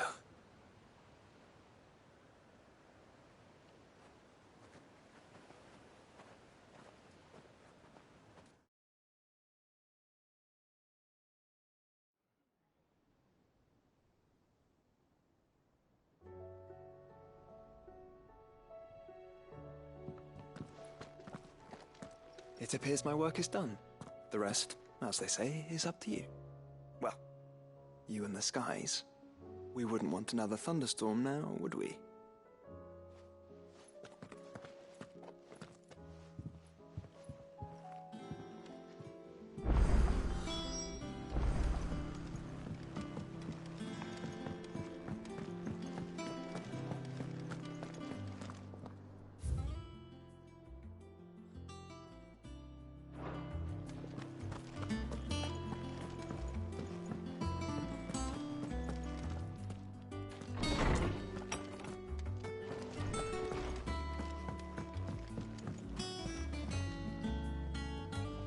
Jill, there's something I'd like to show you. There is? And where might this something be? It's, not here. Now, I know this is sudden, but how would you fancy a trip to Oriflamme?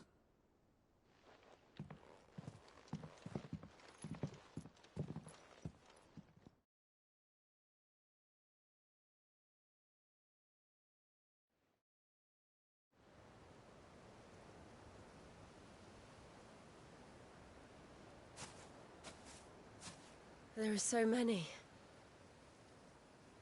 This is what you wanted to show me.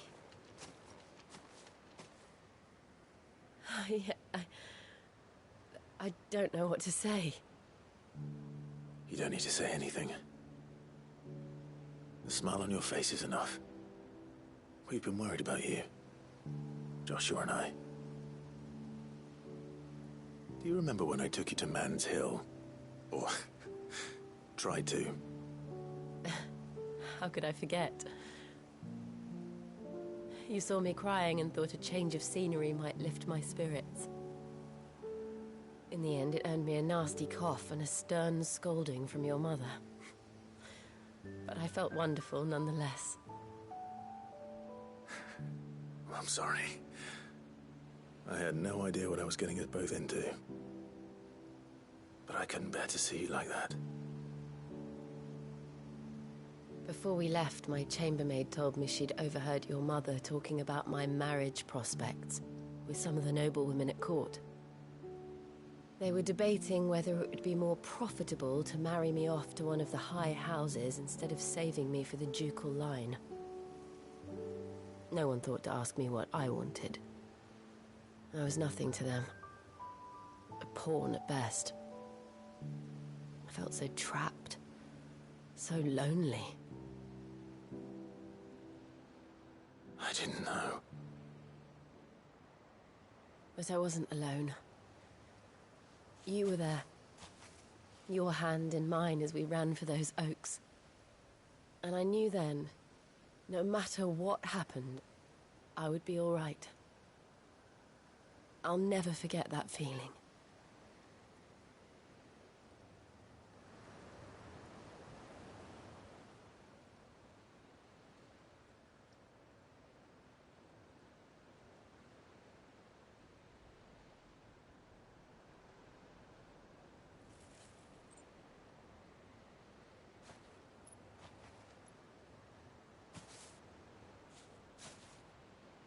Before we broke camp, the morning after the storm,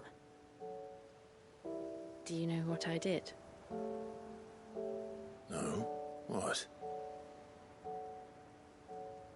I slipped away from my governess to climb the tor. And from there I saw a sea of petals, all reaching for the sun. And I realized that no matter how terrible the night, dawn would always come.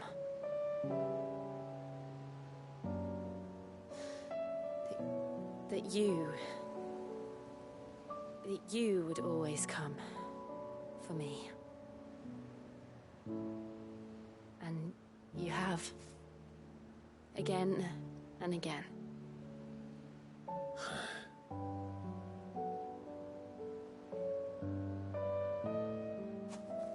Where do you see us? When all this is over?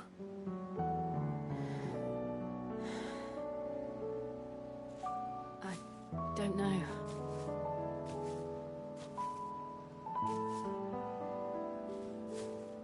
Not here, though. I think I've outgrown the twins. After everything we've been through, the realm just seems so small. I'll need some space to spread my wings. And that's what you'll have. And I'll stop at nothing to see that you do.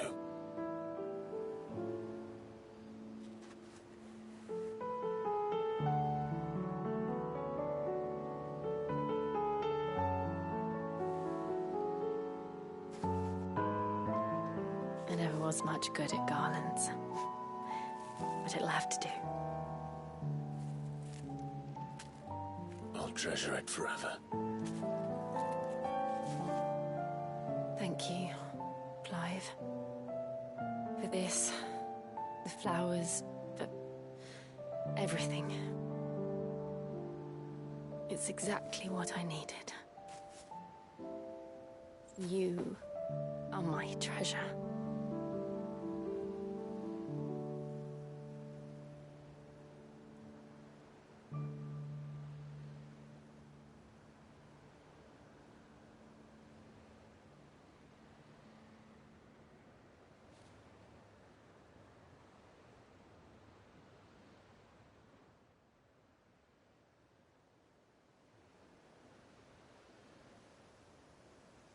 We should probably be getting back. I expect the others are wondering where we are. You're right. There's still much to do. And we'll do it together.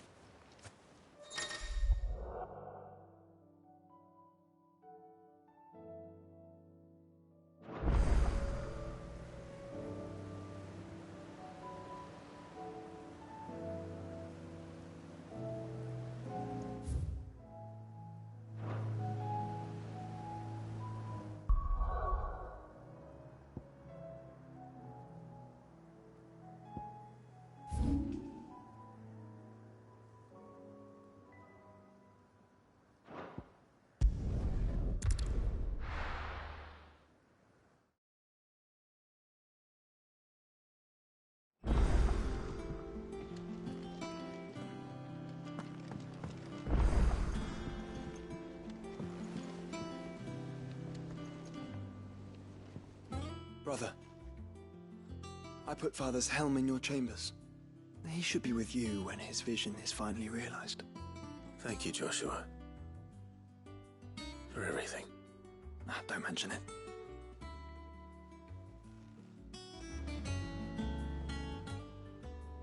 Brother.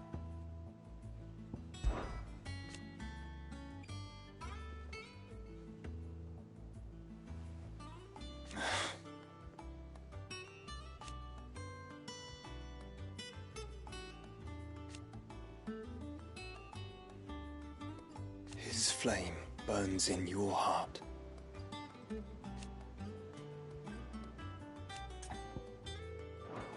To the end, brother.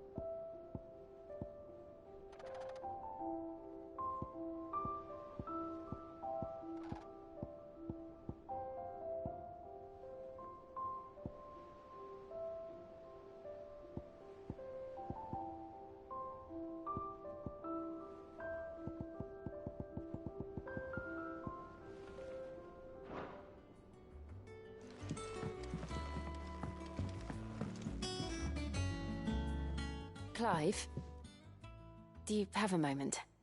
Of course. Always. I wanted to give you something. Is this? I stitched it from the cloth you gave Hortense. The piece she said you liked best. I told her I used to enjoy needlework, but I didn't think she'd remember. It's beautiful, Jill. You didn't have to. When I was very little, I recall my mother telling me that young ladies of the court would give knights ribbons from their hair before they went off to war. I still wear mine, so I made you this instead. Black is the color of eternity. It cannot be stained. It cannot be sullied. It is unchanging, unwavering, just like your resolve. And mine. Our resolve. May it never diminish.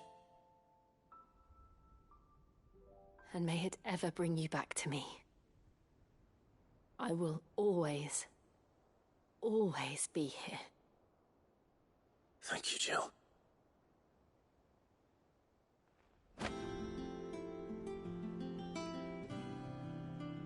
It's not time yet, is it? Somewhere in the back of my mind.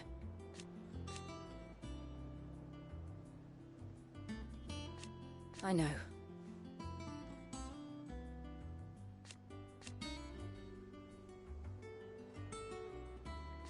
Thank you. And so for now...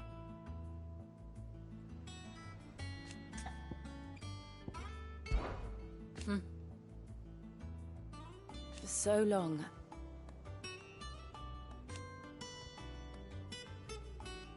So when this is over...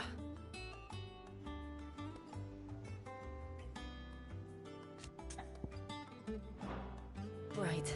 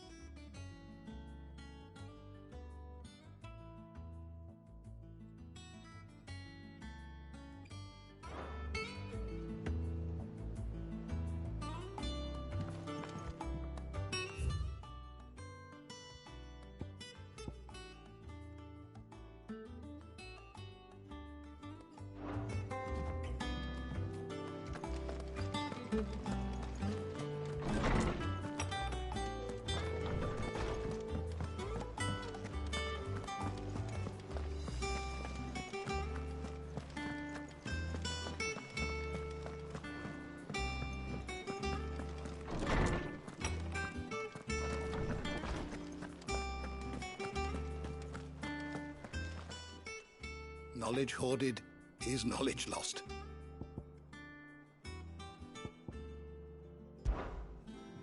I have compiled some new entries, if you would like to see them.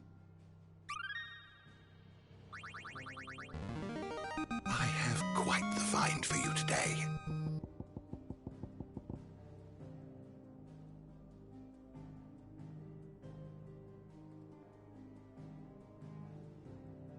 What subject shall we consider today? You are always welcome, Clive.